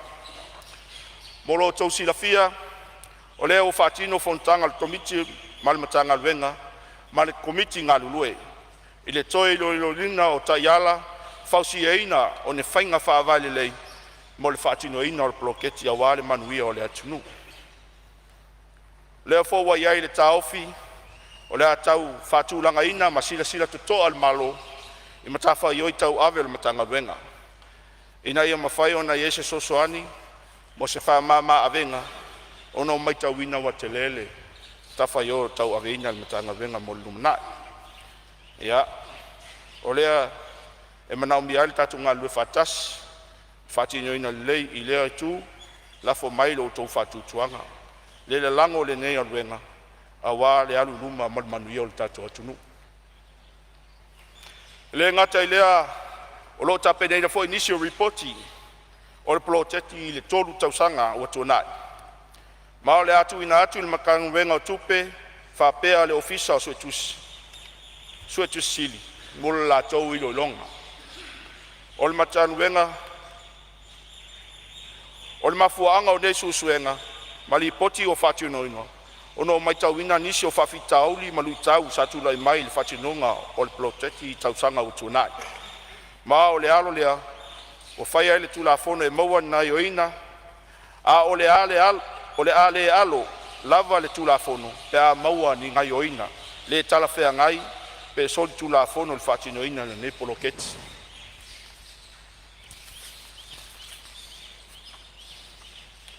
Ia, lea foi wa whamauina le ne matanga luenga, le lango sua o nisi o sui mamalu, i whamanatuina, ma le whalau iloa ina o aso whapitoa, e peo le kanesa, whapea le soifua malolo ina, le leo tina matamaitai. Tupulanga talavou, ma whanau laiti. o si oto to atunu fa mautu ina atu le tau aveina le matanga luenga tinama ta maitai fa tasi ai malana fai pa anga mal matanga luenga o soifua malolo le fong talai o se mtau po Ia, sei on sai me lava lo fiona min sta sei tu atu lava noile. Te tari tuanga. te fa sili atu ile fiona min sta po o le atonu le teimi e fa sala mai ai fa unga il fa nga solonga nga luenga committee o fono fa vai o le te auto ia la nga tupe ia na vat ia mai mo mia polale tulanga awa le ia ia fai pule fo fa to a to fiane e tau na fono committee fa vai il tulanga o se lenia na vat pe a fai o yeni me o toe e tau la na fai lo mai po a fea e fa mautu ai le tulanga lea no lea no fo le mal malama o le fo i fa longo e fa pe o le a le to e te fono ia fai pule se i la ve o mai ia fainga fa vai ia o le le il fa longo atu fai pule le ngata fai pule le tune nei a fai pule fo le nai tu e le se mele le batu fa longo Ia, o leo ma wa tu lo finangalo. Ma wa tu lo finangalo lo fionga taita i tuangai. La fiona le. Ia, o le ma tu sa fa mbonga. Ia le sa no la wo fionga le vai ngato mu le. A o leo wa manino atu fionga sa o ia le. tal noa il paketti lo tele a toa le sa tal noa il fa ngat tau tupe La fiona non te nei. Tu atu la va la fionga le sui Palemene. Ja, aftai atunu leua. Leua te mualu filuf. O wale. Ja, le fama molneas. Atunu lesa atustusi le lalo le fasile le fionga te tai le tuangai. Po le atunu le te me fa sala lau mai ai. Fai unga mo fon fa vai. Ai mai se fo fuanga. O fionga. O fai unga malo li fa salawina oi ai amai anon te penal fa fa vai o mo fai unga mal fati no tato unga lu ai o fai unga le al malo e la sit fia disi me confidential isi me disi tem ai le ngang o me umane e manuia a voi sa no mo il malo mo tan na il tele lu itau. Oi, ja, a mi se fo ia le audit mo di poti mo tulanga pena. Oi fout bloketti lo fo. Oi, fout bloketti. Mai wa mo di mausa mo le ta u o fa mo le. Oi. Le voi sa no le teleo. O tupeto e fa fo io bloketti ati ya. Le ala le il fa nga malo le fionga. Al fa tu le tu sa motas. Sa ilia va no. Ia va veo o so son ia ila to em no mia na nganga lea le o mai ele tolu fata sanga momo tele fa fitau ai le ma fai fo iona tatu no foi vani ia moto de tauan fatino le la na la no fatu momo so sayete eita mato lo fo e se me fa fitau so sayete sa fola e moto le nei Ia, sei on sai mai lo fionga taita i tuangai sei fa mai atu le. moto le nei Ma li lo finangalo lo fionga taita i tuangai. ele tulanga Ma li mai lo finangalo lo fionga taita i tuangai sei tu atu pera ma lo min sta. le fa manatu atu i lo Leo mau ngai uma Leo mau atu lo fionga taita i tuangai sei sada fai foi ma vai mai fo sei fa ma e ma tali al malo le vai ngatonu leo e sau no ilanga tau no manino sau lo fionga le sui Palemene. tu ai li anga lo fa fonga Samoa fa fonga Samoa yo E leo lilo le lo le whaafafonga anga Samoa I upu lafo. E le whionga Palemene me le neka peneka. Tu loua, whai mai vai. E ala le tutu atu, le laua matano tala atu. Ai whaafafonga I. E oi, au maia le whina ngalo le atua. E oi, o umana aso. Asi sila ni taya. Lau mai, whionga I sui whai pule. Au mai whina ngalo I tu malo. Au wala, me nasa ta ofi. Tale mwhen whai ai. Tale melewei, te tala wanoa. Au ele ngata na minsta. A le sui whai pule le tu malo. E lea, ia. Mea I whawhita hauli. Tātou ti tapena lumanai. O ame le lei, fusi mvi le tua. O ame whale tonu. Ia. Tātou whapena on Lau whionga le whong te leo le mea te whi whasao. O Tara leo mai te lau o whamana whionga tuata. le tau le tuang. Sa fola ki tonu le mauta le nei. Whainga whawai. A whai le mawhai o na a whai ta ofi mai pe mato. Ia o la mato se ili se o wala whasala wai o mato ta ofi. Leo mau atu, sauna mai lau o whionga le sui Palemene. Ia. Tele o whainga whawai fola le mauta le nei. Tele whainga whawai. Ili tasis whainga whawai. Tele. Au whainga whawai am whainga suia. Ia iei whale tonu. Nea so tau toa atua nafi, lis whainga whawai lesa ta otoa el mauta I whainga mea al malo. Melo conflict of interest. Ia tate whai tete ai o I le vaenga. Ai le tasi se whainga whawai. Ai sili mo le whainga whawai tustusia. Nei leo le whainga whawai e whail whatanunga. Malosi nan whapenatu lau whionga. Me lea, ia. Manuia tau nonga lau whionga ili. Ia, leo o mau atu le vaenga lea. O whionga rong vetalai. A maria mai lau o whionga I le... O le sau noanga le minsta. No, au sau tala.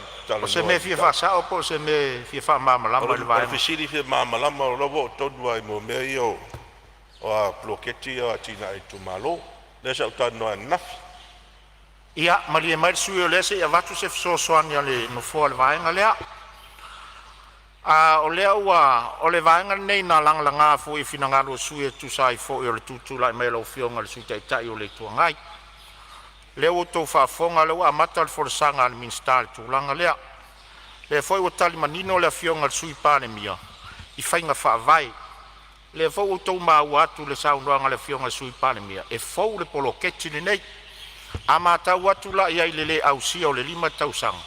A lo whaawau pia whainga whaavai iai. Ia o whainga whaavai lava la tōu ia. E mawhai au na iai le taime e fisui iai. Ma toe teu pe a whapea o iai ni to atu ngā le poloketi. O le whina ngalo leo le whionga le sui Palemene ma le whainga malo fo I watu mai nei taime. Ai mali e mai o tau whina ngalo I le vaenga tonu lea. Se I fola mai lava le atoanga I le whionga I le sui I le minsta. E o le matanga luenga ma le poloketi lea. O le fisosani atu lea no fua. I le tu lea. O whionga le. Family atua pa I o le mauta. E ala no tutula I atu. A whai tau ane aso. Whatu a... Tolsu ma le walu aso. Whionga le minsta. Family atu ai. Oi, al poloketi. Ia. Le whia mai le whionga sau whapitu sa sau noa I fwoi pōni pō. Nau ta ingal na le whainga malo. A le whaatua I le atua Samoa. Ina I a tasil manuia. O le ngang whaaloalo. Whaftai sau noa lau whionga le minsta. Whionga rong vetalai. Ia. Malia lau whionga. E o sim tau pula na le matau tu wo se le whionga minsta man tau pu ia tau. Bloketi lea. Ia se sau noa mai. Ia, o le tulanga lea sau tau o hoi whainga whawai ia. Le hoi sau noe taita. Ia teime mau ai. Teime tau enu whai loa wai tau na mai I si le fia o mai. E mo meo a hoi. Komiti nei o atina e tu malo. Ia whainga whawai fōu ia la whaanga ioi ai. Ia le tupe nei wa pasia lo tau le tupe nei. Ia, a matalo me fōu lea. A le tulanga la wa whionga le minsta. O leo te tau di maina tusina mai le masina te ne me mitanga lunga. Len tawafi mai ya o lo toa lia loketi nei. O lo toa lia e na tawafi mati nai. Au fia ai matotongi ala au whainga renga. Ele mo se tongi la fenga ranga tau ben masino se tema. Ma fua fa na le sa tu loi. Wala le tai mi mo ma se fina ngaro ka pine ta ya la ta ya la fo. Se fa tongi na ta gat fenga ranga ya. Le wa ma wa tu lo fina ngalo, ma wa tu fina ngalo su ma mal. Ia pe ona e fa fonga mai. Se le i fa usia lo mai le aso tas. Todos furu ma le valu aso tau se e mai fenga malo le lava ya lu ape fo e fa os. Ai mali e mai o to fina ngalo pe no fa yatu. E ia tai me fa ye fisu ya inga o fenga fa vai le matanga luang. E fu ai to tu ngal polo keti mani fa mo nga ele o ta oto le le ia i fa iunga. Ai mali e mai o le o fa yatu fa iunga no fo tu atu lava no lo fionga mi sta fa wa tau no. Ia, fa maro fa tai. Lau fionga le fong fetalai. Tau lava ina upa e niso tūlanga o whaelo mai e niso sui. Le taitai o tua ngai whapena le sui taitai. Molo tau si la fia tua tos furvalu. Lau fionga le fong fetalai. Ia, mari e mai le fionga le minstalo e whau la vea Faleata lua. Whaftai lava leo mai tau atu le la se le fionga le minstalo le tūlanga le ploketi. Le ina o situa lalo sa vatu temio le la unga fo i nei tu malo. Po le ase fuafuanga o ia i le matanga ruenga e me se fo le fionga le minsta. Le ese o tangata. Le au fai o tangata i tono le tu malo.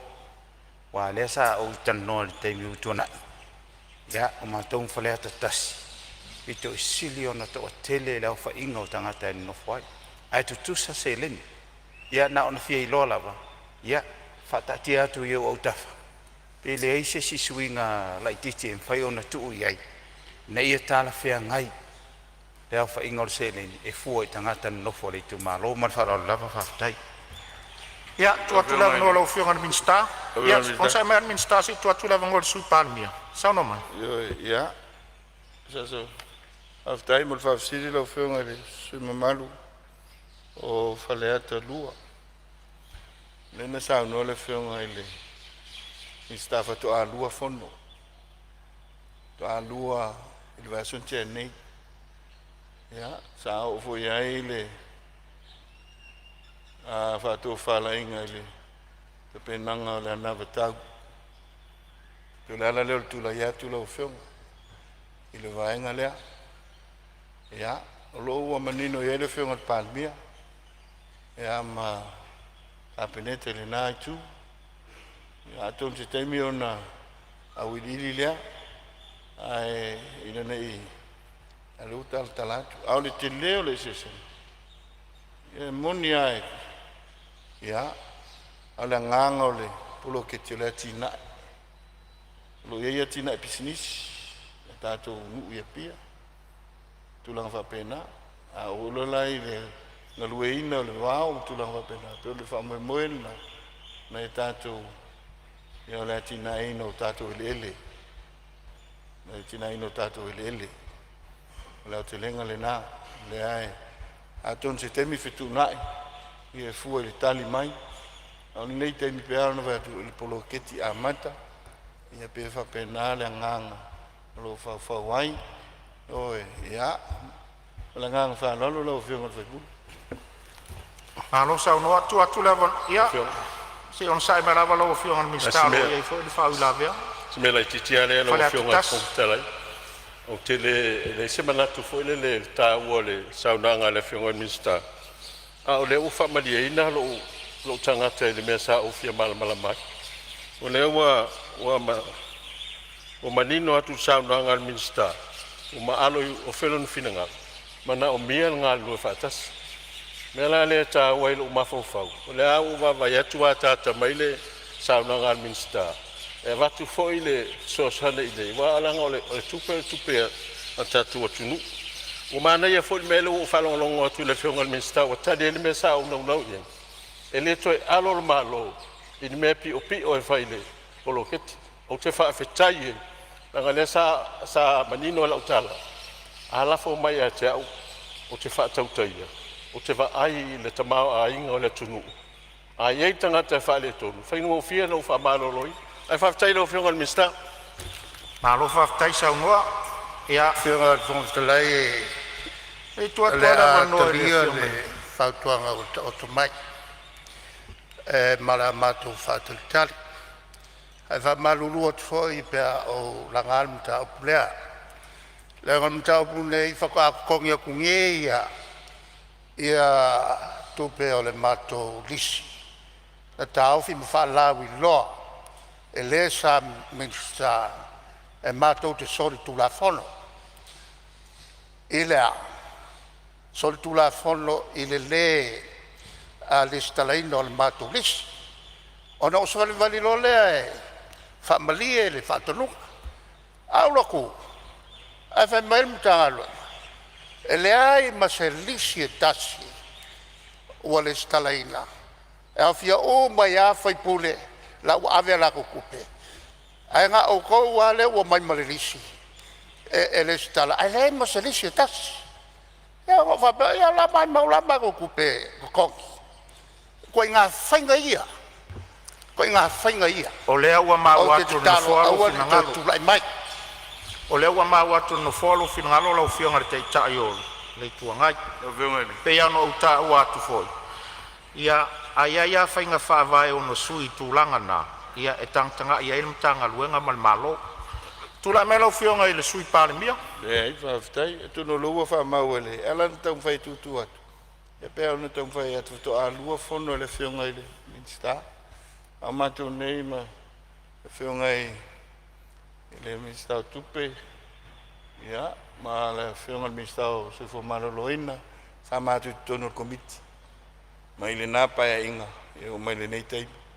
Peo le nganga lea e tau mwhai a e tala atu. Ina nei tele fesili le whionga le minsta. Ia le fwoi mātou te nofo. Ia, ma tūlanga nā laina whai nā whai unga le nā teimi lau whionga. Ai tātia ia mo le nei teimi si teimi ta... Lau whionga le tuai. Whaftalai. Ia. Leo o toi tūlai atua o mākou kalia. Whaftai. Ai pauale mea. E leo se polo keki kuairi ngai mea. O le polo o ye fou. O le polo keki whatever. Ai o le sui Palemene. Ma le mingi skāle kupe. Sa iai te tonu. Malama le lei. I mea mātou te whai tuai. Lewa mau atu lo finangalo. Leo se mea kau walu se māsinga o kalangoa. Ala wa whionga le whongtalai. Lewa mau atu lo finangalo. Tau to mai ai le malo o le polo keti e fau. Pea tau whaafonga mai fo. Ele uma le 5 tausanga. Leo toi whaua o mai le nei vaenga. Pea no whai atu se ele I whausia lo mai se aso e tas. Ai maari lia mai au tō finangalo. Leo whai atu whai unga le tūlanga lea. Se I whaua pēr sa unoanga le minsta. Ia ona toi maua leo ni o tō finangalo le taimi munumuri. Ai awa le atungalo o tō finangalo. Tuno ai mai lau whionga le minsta sa unoa. Lau whionga le whongtalai. Ia o lo iai le whau la vea. Tei tūlai mai le sui o lo whau la vea. O whaleo le familia ino le nganga li. Taftal le whionga le minsta. E watangi ai a tātou tau le lei. Al tele au sulu e mawaifi ngota. Nāna tu watu iau taf. O alena launga le menei o lea iatusa. Tu watu iau taf lau whionga in minsta. Tulanga lea o a iatau business. Ona o le ploketi na tuana I tunei. La iti ana I business. Na Familia ina I ploketi. Ele I familia ina I fale o loa o mātou I tūmalo. Ia nantu atu iau taf. Po le ani whainga whaavai. E ma whai o nā ia ainai. Ma maua e mātou whale o loa I tua. Sfamanianga mai ploketi nei. Wai mai tau ina lava. E titi ana I company te tele. O lo maua whamanianga le ploketi. Sam vai atu nei. E an whai atu teimi whano. O le mautale nei. E a fua tuai. Whawhaninga o tātou tunu. E ala lea I atusa. I au lape ma le tūla whono. O whaingi whawai. I o le tūlalo nā lei tu malo. E alo whangia. Ai le whai au whono. Ta iala ma. Fuafuanga mau. Alo whangia I a mātou business tua. ina i tu i foi tono fono fa vai e fain fa ngai nei fa nyanga mo fa lot Ma lo fafta i lo fionga le sui malu sa fata lua ia e va sanga le le am fa mo ngale al tato mota le tal sanga ina ia fa tino le poloketi le 2 miliona ia malo le fa manatu lo fina ngalo sa no ia tu lai mai lo fionga mi sta fa wa sa no fionga fon fetalai mo se ava no fa mal ia maria fenoa lo fionga mi sta lo tu lai mai fo i le si fa la vea ia tu lai mai le suio fale alupo sa no fa la lava o fionga le minsta aftai mo fol sanga manino e sa no lo anga lue le committee nga lue wat fainga fa vai manino lava sa no anga fa fetai o le fesili fia mala malama fa mato le ase time le tau te vai time frame e o atu kuisi masi o yai ma fo anga nei e o ngalo lava mato nu o fi o te vai lu peina sa no anga sui malu fale alupo mo le fa mau nga le official phone o le vai nga na e a fiel meta nga luenga o le vai nga fo le tulo ala mot o le vai nga tau fa mai le breast cancer ale ma o te le sa no le vai nga le tau poloketi fa manatu atu fo isui mamar ia sa no sa o vai nga na langa e lo fina nga lo fa tau tanga luenga taitas o fa manatu atu le sui la na te le sa no le vai nga le poloketi tu sa fa mo mo fono ala nga fa lo o fionga ia tu lo la fa manatu atu sa o tau talai il fainga ile fono fa vai ona o yelo fa o kunga o sa uni fa la lu pol mentonu la valea ai lo fa tali mai se fina ngalo men sta tengo fiera vala oficina ko a fea ia si sa no mai la fionga fong fitalai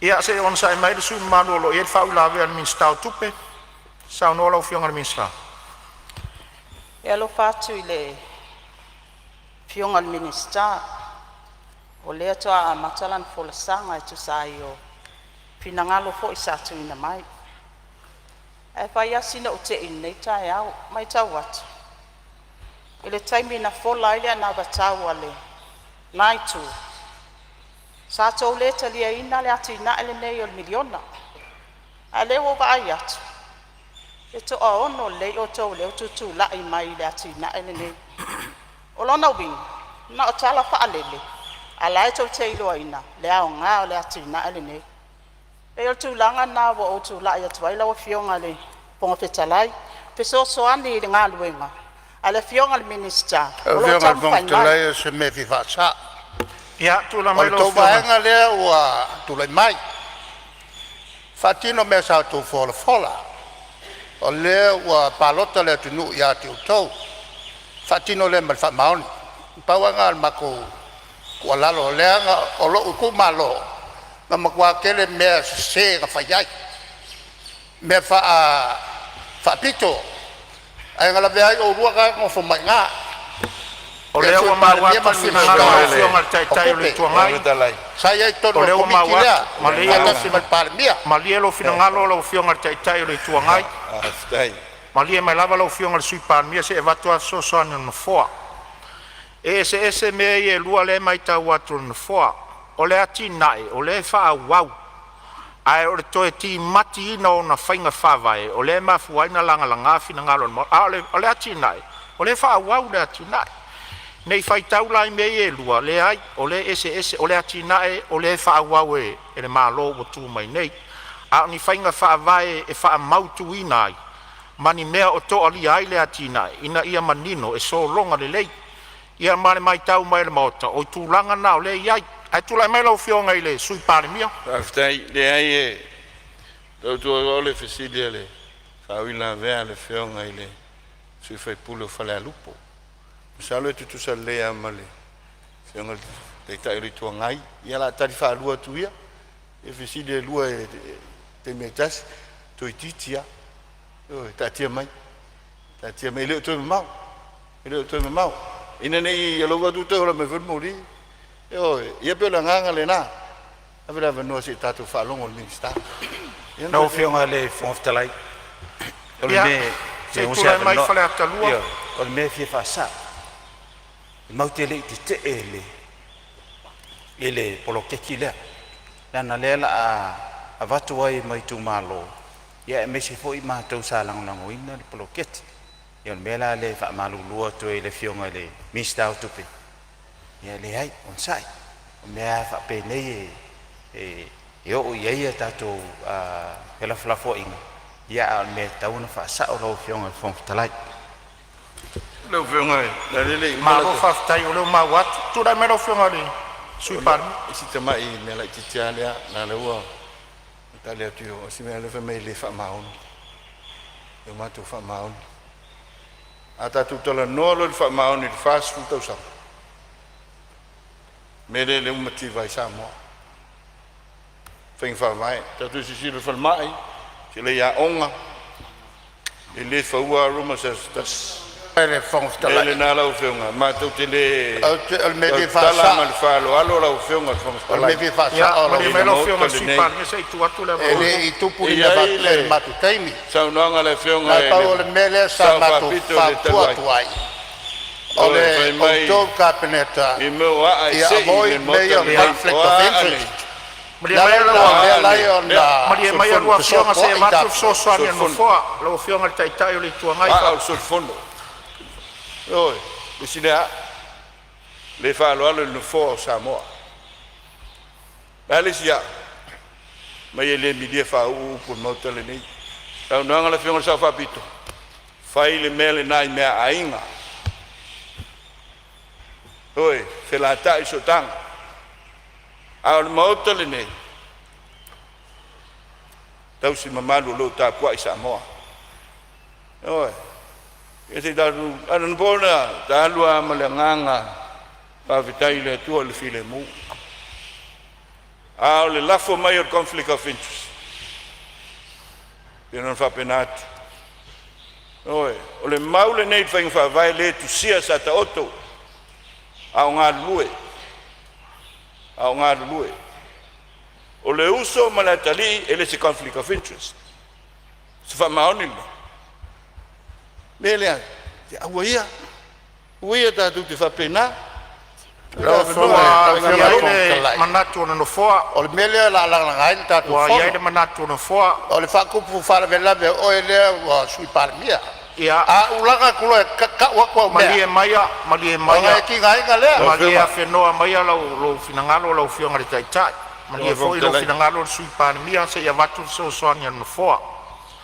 O finangalo uma e winga le poloketi le alewa uma na vatu so soani ale fonfitalai.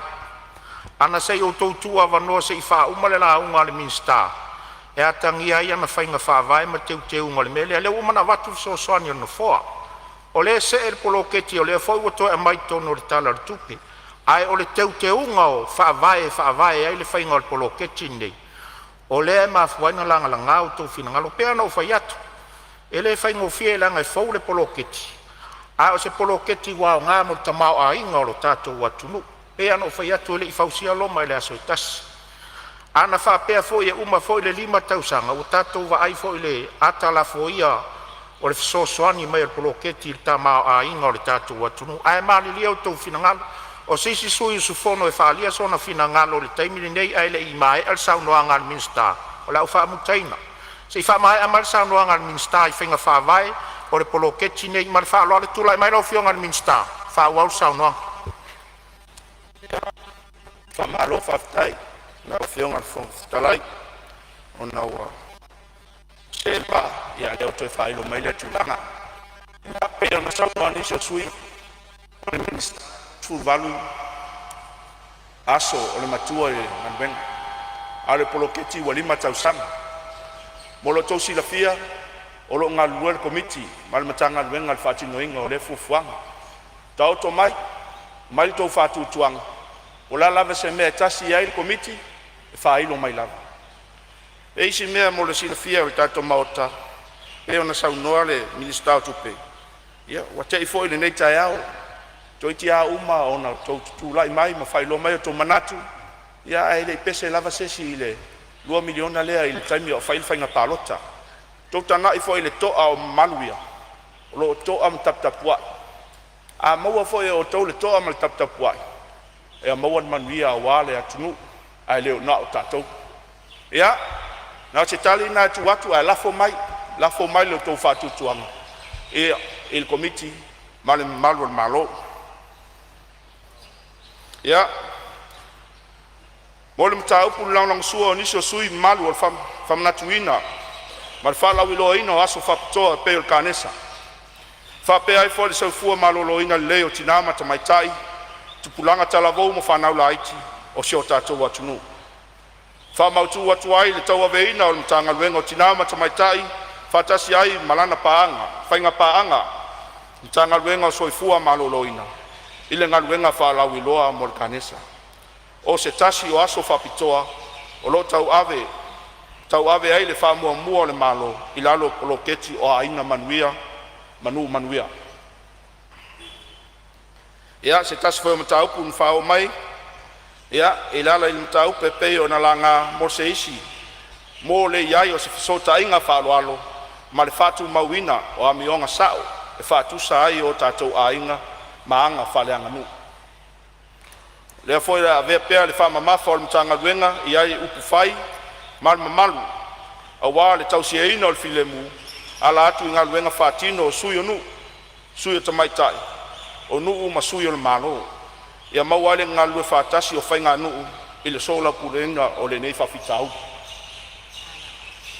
ia le foi sala nga foi le aso ananafi tasi foi manatu fa pe o le ale tau nuu ona o lea ua se tasi o sui la la vatau lea o le baby bonus pea se au o le fatinoina ai le tala o tupe ma fōlinga mai o le a le fataunuina mo le silafia o le tumau pea le ave ai o le fataua le malo i lana vatau o lea foi ua amata ona vavaai le matagaluega i tala feagai o le malo e galulue fatasi auā le fausiaina lelei o taiala o faiga faavae manisi o aiaiga e momia le faatatitia muamua fatoa faagasolo ai lea o le fatinoga o faamanuiaga e iai le taofi e faatino i le tausaga falitupe luafe luaono luafe luafitu ia o lea o le aseu le vaa o lufilufi ma lenei tumalo i fanua lau afioga le foga fetalai ma le mamalu o le maota na i motu ga afa lenā ua taoto atu ua le tapuaiga o seu tumalo auā o lufilufi ma aiga faapea mo lioo ma le aigaga o le tatalo ma le tualalo atu o lufilufi ia tumau pea le mamalu o le maota o Samoa ia faamanuia le atua le taitaiga malu o lau afioga le foga fetalai faapea lenei maota ia maua foʻi le tofapoto ma le utaga i lau afioga le alipa le mia ma le mamalu o le kapeneta fai lau tusi o le fono faululuga ma tagaluega faapea pisinisi tumauti o tapuaiga le leoa o ao mamalu o le malo faapea le fono o sui tofia auā faiva o lenei palemene mamalu o Samoa i ona maota malawa sio tumalo pele o ana matasi e le fausia loma i se aso e tasi fai mai le faitau a le isi taitai longa o le lalanga aua e te fesiligia i se mea e fai e lou malo mo oe a fesili oe po le a sousao mo lou malo ma sau fo i tautua e manuia i oe le tumalo ia manuia lau tapuaiga i fanua ma o tatou elele faapea le mamalu faafeagaiga faletua lau afioga le foga fetalai ma le mamalu o lenei maota ua iʻu so matou ia manuia tele le fono usu o le tatou atonu soifua mai ia manuia e momoli atu le faamalo ma le faafetai lenefoa i lau afioga i le minista tusai le tapenaga maeʻaeʻa foʻi ua e saunoa ia i lenei vaega o le aso ia ua logo i logo a logo faavaatutuʻi i le maota tusai o lau saunoaga matagofie momoli tele atu le faafetai faamanuia le atua i lou tausia o le matagaluega ia o loo avanoa se tasi o minista e tusai foʻi e tali faitau i vaega sa laga i le maota ma le agaga faaloalo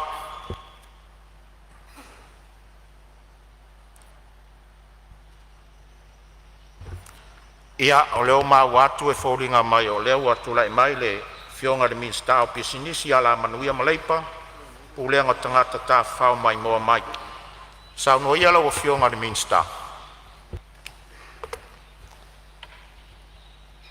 Ya. Ai lau fionga le.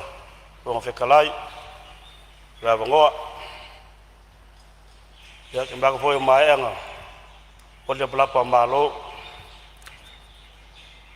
E foi vinga whafkai le kua ringi kai au. Sa whikai kunga iai lau. Fionga le whonga whekalai. Ya mga kuaan. Ia whafonga iova mko mai mangua wale. Ia le Palemene. Ia mese foi le. Whafonga anga Samoa wau. Lau fionga le whonga whekalai. Sa whalongolongo a marikoa. Ya, sa nguanga foi ma. Enga foi. Enga sui mambanu. E mga ko foi le. Koko ku sa mau. Ya, udai asia nga up. Udai bu se buang ngang ni yo ai koko. Ge ya so koru. Ya wa mga ku le. Ya, ola ma se lua le sale. Sungai alu filufi. Eu ngan bingska. Ya la forsanga fadang ngi kayau. Mga ku aku sambau. Ya ele faru ingal. Au ngaku bua. Mengaku. Ya la fade aku ya la forsanga ngi yasu. Se sui vo sia la va. Ya nga ya la au ngale. Ta ko mo. Oke mengaku. E pawa de be ku mengi bau kan. Faku ku de ku sa bokas. Ya mengaku foi la. Ya lu ku maloe. Sa ngalua. Ngo fo ali on mari ko. Ya. Ke mengaku se kai be o. Fenka de ko po inga. Pama lu fo isu mbalu. Ma fer mkanga wen. Ya, si kai be aku vai ko onga. Lo nga ngai. Ye fam no watu dari. O meu mo fo yo tonu ya cha. Ye fama no lo na swafa paia. Lo nga ngai. Ya e fam no watu dari. Awa fo ina ngalo. Sembe atasi ona me alofa.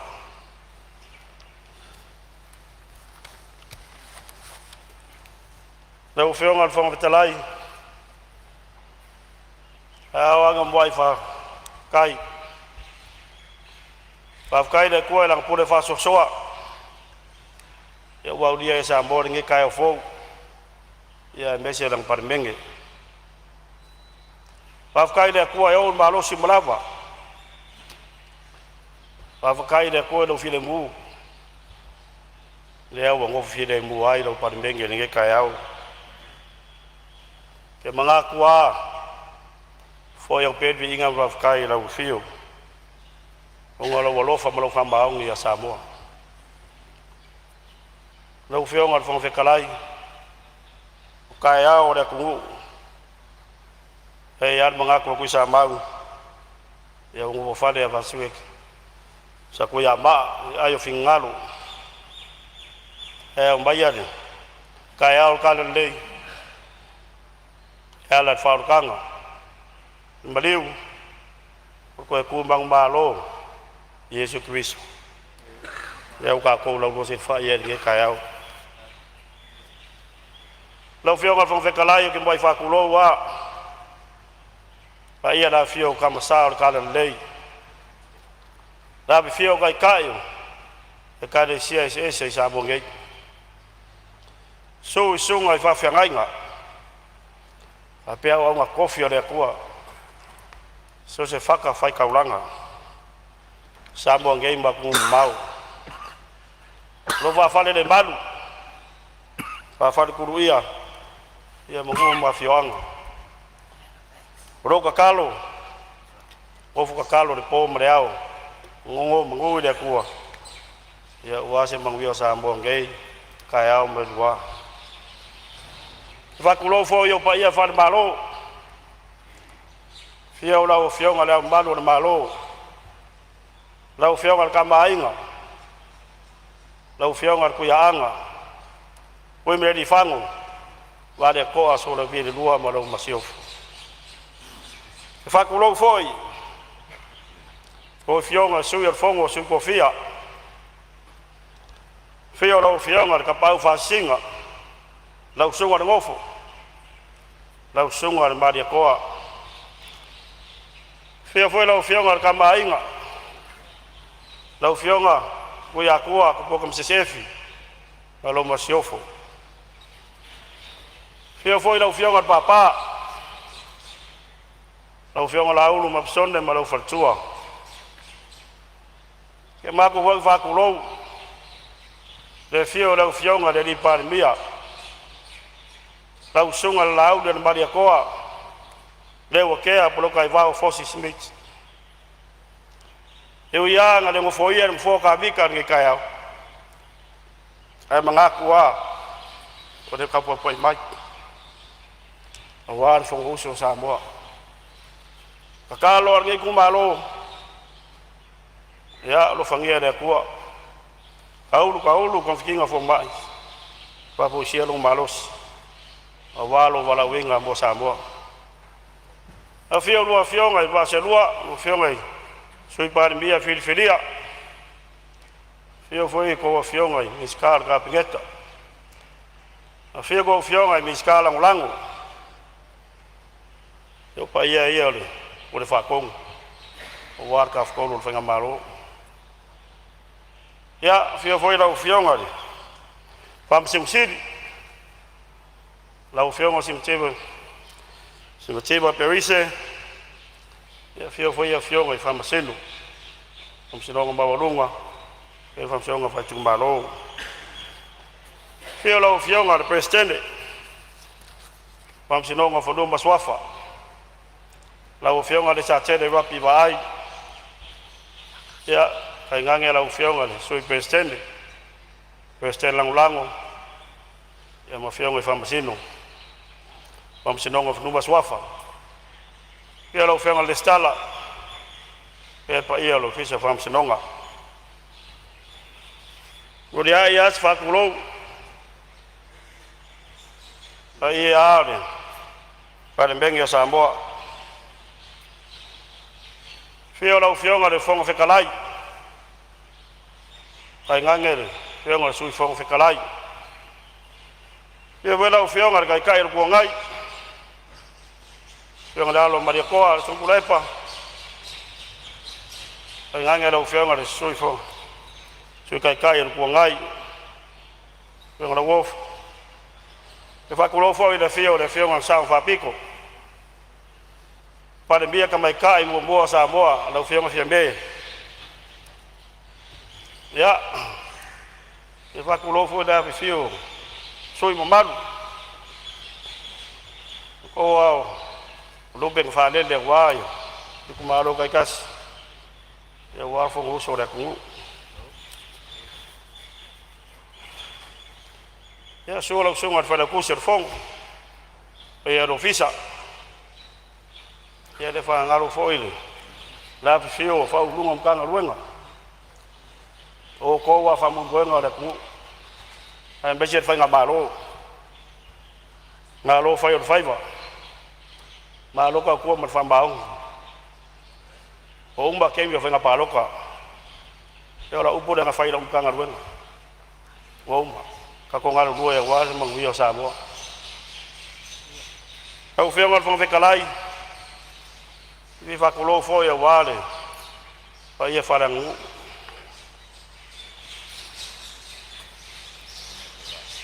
fio ai ngokupu fio ai ngoe fio ai ngopapa ai ngang fa pa ia la wale wale fio kama malako ai ai nga fo ai malako kama kai ngange rusunga le usonga ko mo pule o leongo salafai e fa kulo wa malai wi faku pora poi nga mula o mi kuilang ba fikala nga sa pa kula fai fa kulo foi malai vai kuku poi la fikala nga sa aula e o ya pole fa vai o le pore makua. Whakulo foi malai fi ngau. Ora pui pui a ri le ku. La kalenga na vea. Whakulo foi malai makia kuau. Ora pui pui a la kalenga pa singango. Whakulo foi malai fa koi. Ora pui pui a la kalenga vai malai. Lenga siaka. Whakulo foi malai vai loa. Ya, kau se lau nga palau. Paku lo foi pa ia ku wangai. Ia malai mau nga bua usala pa pui pui ar kalenga luanga. Yo ar kumbua. Wer malai, pa nga fofua. Kau se songa lufi. Paku lo foi pa ia pa fonki. Ke lo pra va kasi le ka wo so le fe wo fai pu kasi le va ka ko wo fon ki mo fa lo va lo ya ga le fio wo le fa nga ka ku lo foi le fa nga kasi a Samoa la ai ale ai nga kai wo pui pui la ka nga o ki mau pa o fa ni bo bu fa mo gong ya mudia ya so fa ku lo Yên malai fa wa malu. Malai badian wa ko lau. Ora pui pui ya. Kalai nga ko fiku. Ba bukan. E kai ngange lo ko lo fa kam ba lolo. Pangange kula farm. Upu ya ki oe usambau. Oe lo mbo ko mbo. Le fanga loinga foia. Ako usa mbaku sai. Kuida mangua. Fa kulo foia upa ia fa kala le dei.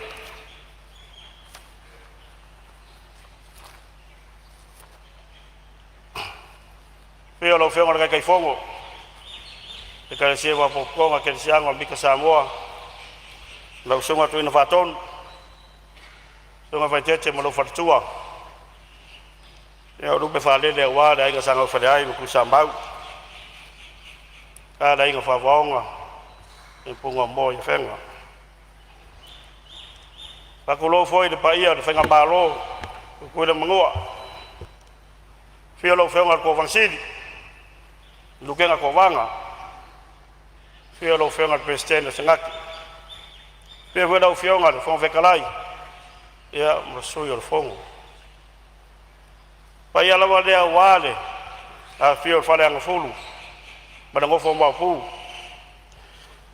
so la vai fangua fo mai kulang I ko a mala kaua sa au le msale umua e la ki usa lua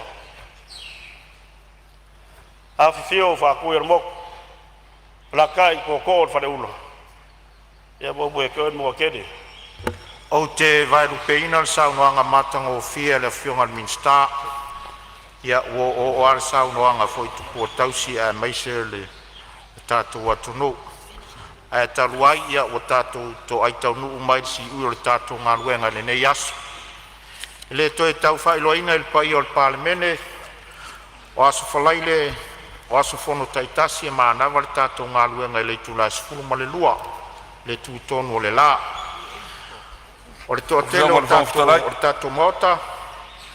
O whionga whangwhitalai, o se avano. Ia, o le asem tā upu o. Ia, whawhitaira o whionga whangwhitalai mo le avanoa. O le ua, kako ieri si ui or kako ngā luenga ringe yaso. Ia, ar whai unga fo ringe vai yaso. Whawhikaira lofo le kua, a wā fōi whakaukainga o la whionga whangwhifono. Ia wa foi le fenga ia o kako Palemene mo ngia sfonga kon. Ai foi le sunga fai lautusi male official phone. Ia wa foi le kokuinga o fonga uso Samoa. Ia mo ngai korwaso. Kalwai o ngore pore asaro lu mangai ngai. Ia la fenga ia ya no fanga o kako akumu o Samoa. Ia marka longa ma balokonga i Australia. I laka piliki le ngaka le feku Samoa. Ia e whape fo le koa Samoa. Lala leo le whao iaku le whionga le whongfutalai. Ia o masui e kaku malo. Wa iaku kafukafo le whionga le sui parmia. Ia a wafo se whaleo ingo se whamauianga le kaku malo. Ia a wafo ila loako le. Kama whangau le kumu. Ia a wafo le whanga kama le pola sa. O lala leo le kula iaku ma le whaloalo. O ngo whikau le rei. Ia ma le suia le kako Palemene pe afina ngalo e lo whionga. O ia whaftai lo whionga le mista talonga ma anga o le tia ino tangaka. Ia whaftai malo mo le whamanuianga. Ia tātou tāsia.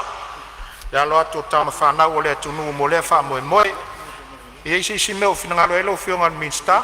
Lea i o le whakura le whao i a kungu fo. O ia inga whai umai. Ia whaftai. Ia mo alo ma whangau o Samoa. O lupe lava ngā whaia mai le fui. Ia a wafoi le osi ngā kaulanga Samoa. Wā kulanga te whaanga kama. I le ngaka te wheku Samoa. O alo ma whangau ka mai ka. Ia ai whapea fo i le koa Samoa. Ia wale i ku waiori. A vea le leo e whai ma ko whakau mboli o. Ma le renga fo i lea le whionga lea ma malu o le kako malo. Ma le masiofo a me se fo i o le paia o Samoa.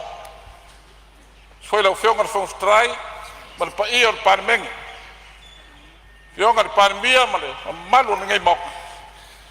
Wha leo ai le whamanguianga le kako wakumu. Wa fo i lo ko wano aku mo le whaanga kama. I le pō le asosaro lumanga ngai. O whangia le kua ia pō riuri o kou kingo. Ia mala malama o kou maka. Ma ia kafe koko o kou wala. La mako whaia le whaiva o le whepō. La mako kapua iaku ele enen whangua. Pō le whala maulu le munla. Au kou walo aku le whaanga kama e le whaingo fie. O le mako kalo. Ia o kou kuku mau. I le kua. O lo whawai ai Samoa.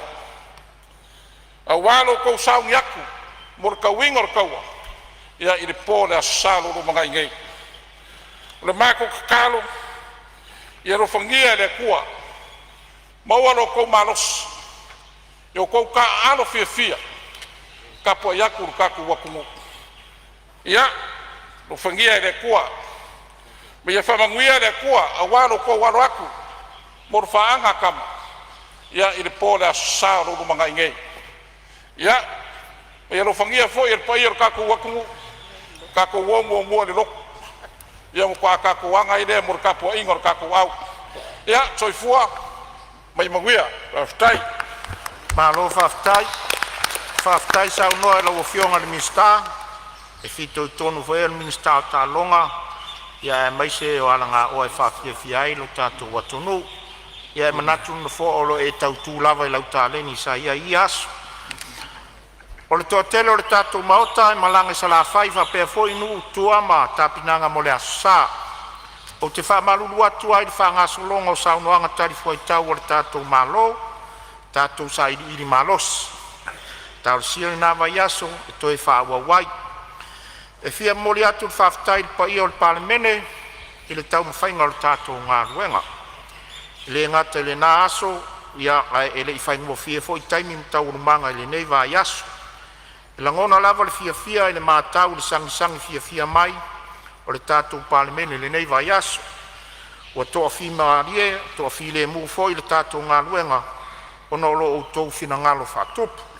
Whaftai le tō whāma le utanga Faleatua, o lo wha wai pēa, le tau singa, o le tau aloa si o tātou Palemene. Mālo le onsai, mālo le usfono, whaftai lo o tau lava papale. Whaia ma vi inga o le atua se ngā luenga lei o tātou mawhai.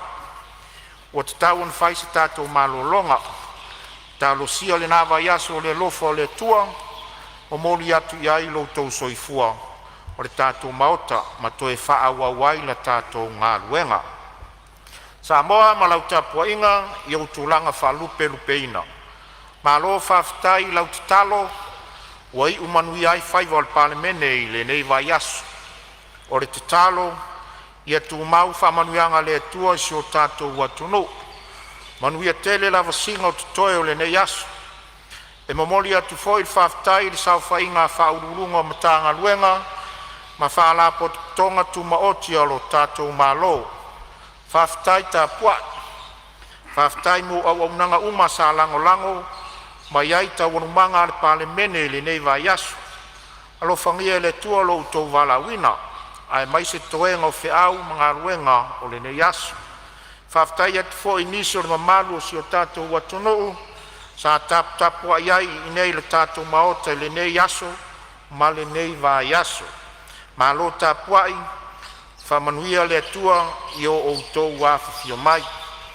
E momoli atu fo i le whaftai au nanga uma sa whiangai ma le tautuaina o le tātou whono i le nei vai aso.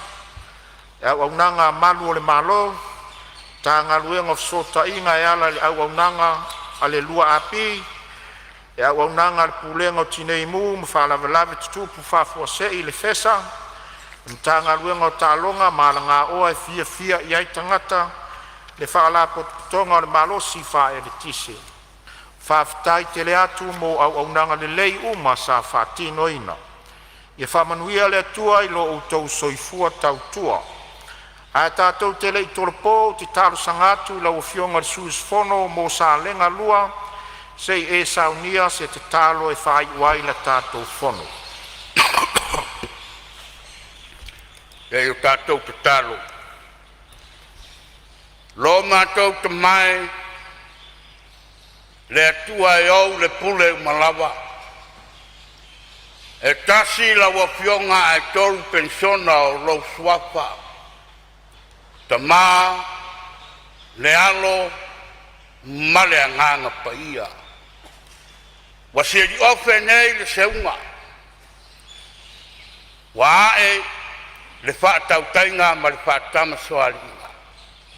Pa ia o lau Palemene, i le nei aso. Mātou te momoli le nganga o le whaatai lau fionga. Whamaro tausi. Whamalo fisoa soani, whamalo le tua lalo, wai uai whamoe moenga o le Palemene o le nei vai aso. Le ai se malosi o le fili, na te whaato i lalo lo mamalu ma lo siri ese. A wao le tua e paia lava lau fionga. Whamangalo le Palemene, i o mātou whale tonu, sa mātou au nanga, ma se mea wasasi i lau whaaponga, whamangaro le Palemene Samoa, ai maise o le laro langi. O le amato tuua, pai o se malolonga, le amato ta ape o mato i tu malo ma le oso. Wai whaatumuria ai de sa, a o alo whaiva le ai ngā tautai. A wā se manuia o Samoa, tai au mare ngwaa. Tātou ma oi whamoe moenga, turi roi nei mātou le mamalu o lau fio. Tini tau nui, tu malo, mafio anga, di ia lau suafa. Mai atu mau yo mātou runga malawa, le manuia o ele tu le tamale alo, male nganga pa ia. Nei maso umai whaababau lava. Ameni.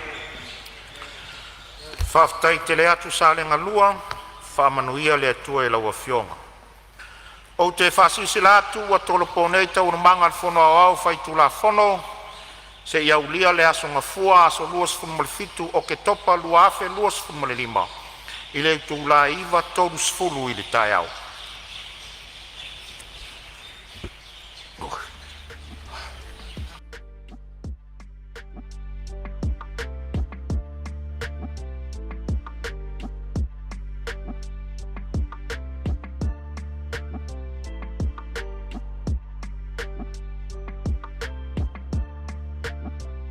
Samoa's natural waters are special.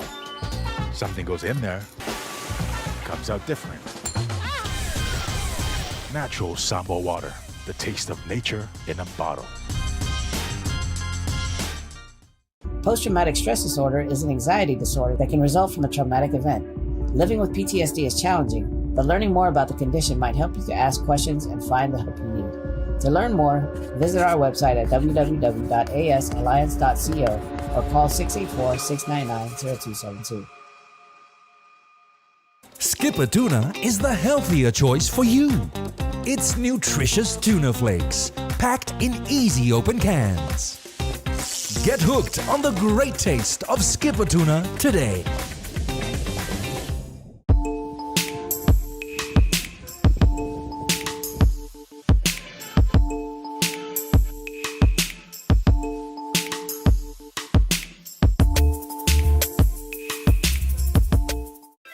We're here to give the opportunity to people for full-time work in New Zealand as a skilled worker, so trades, carpenter, mechanic, or anyone who's successful with the quota.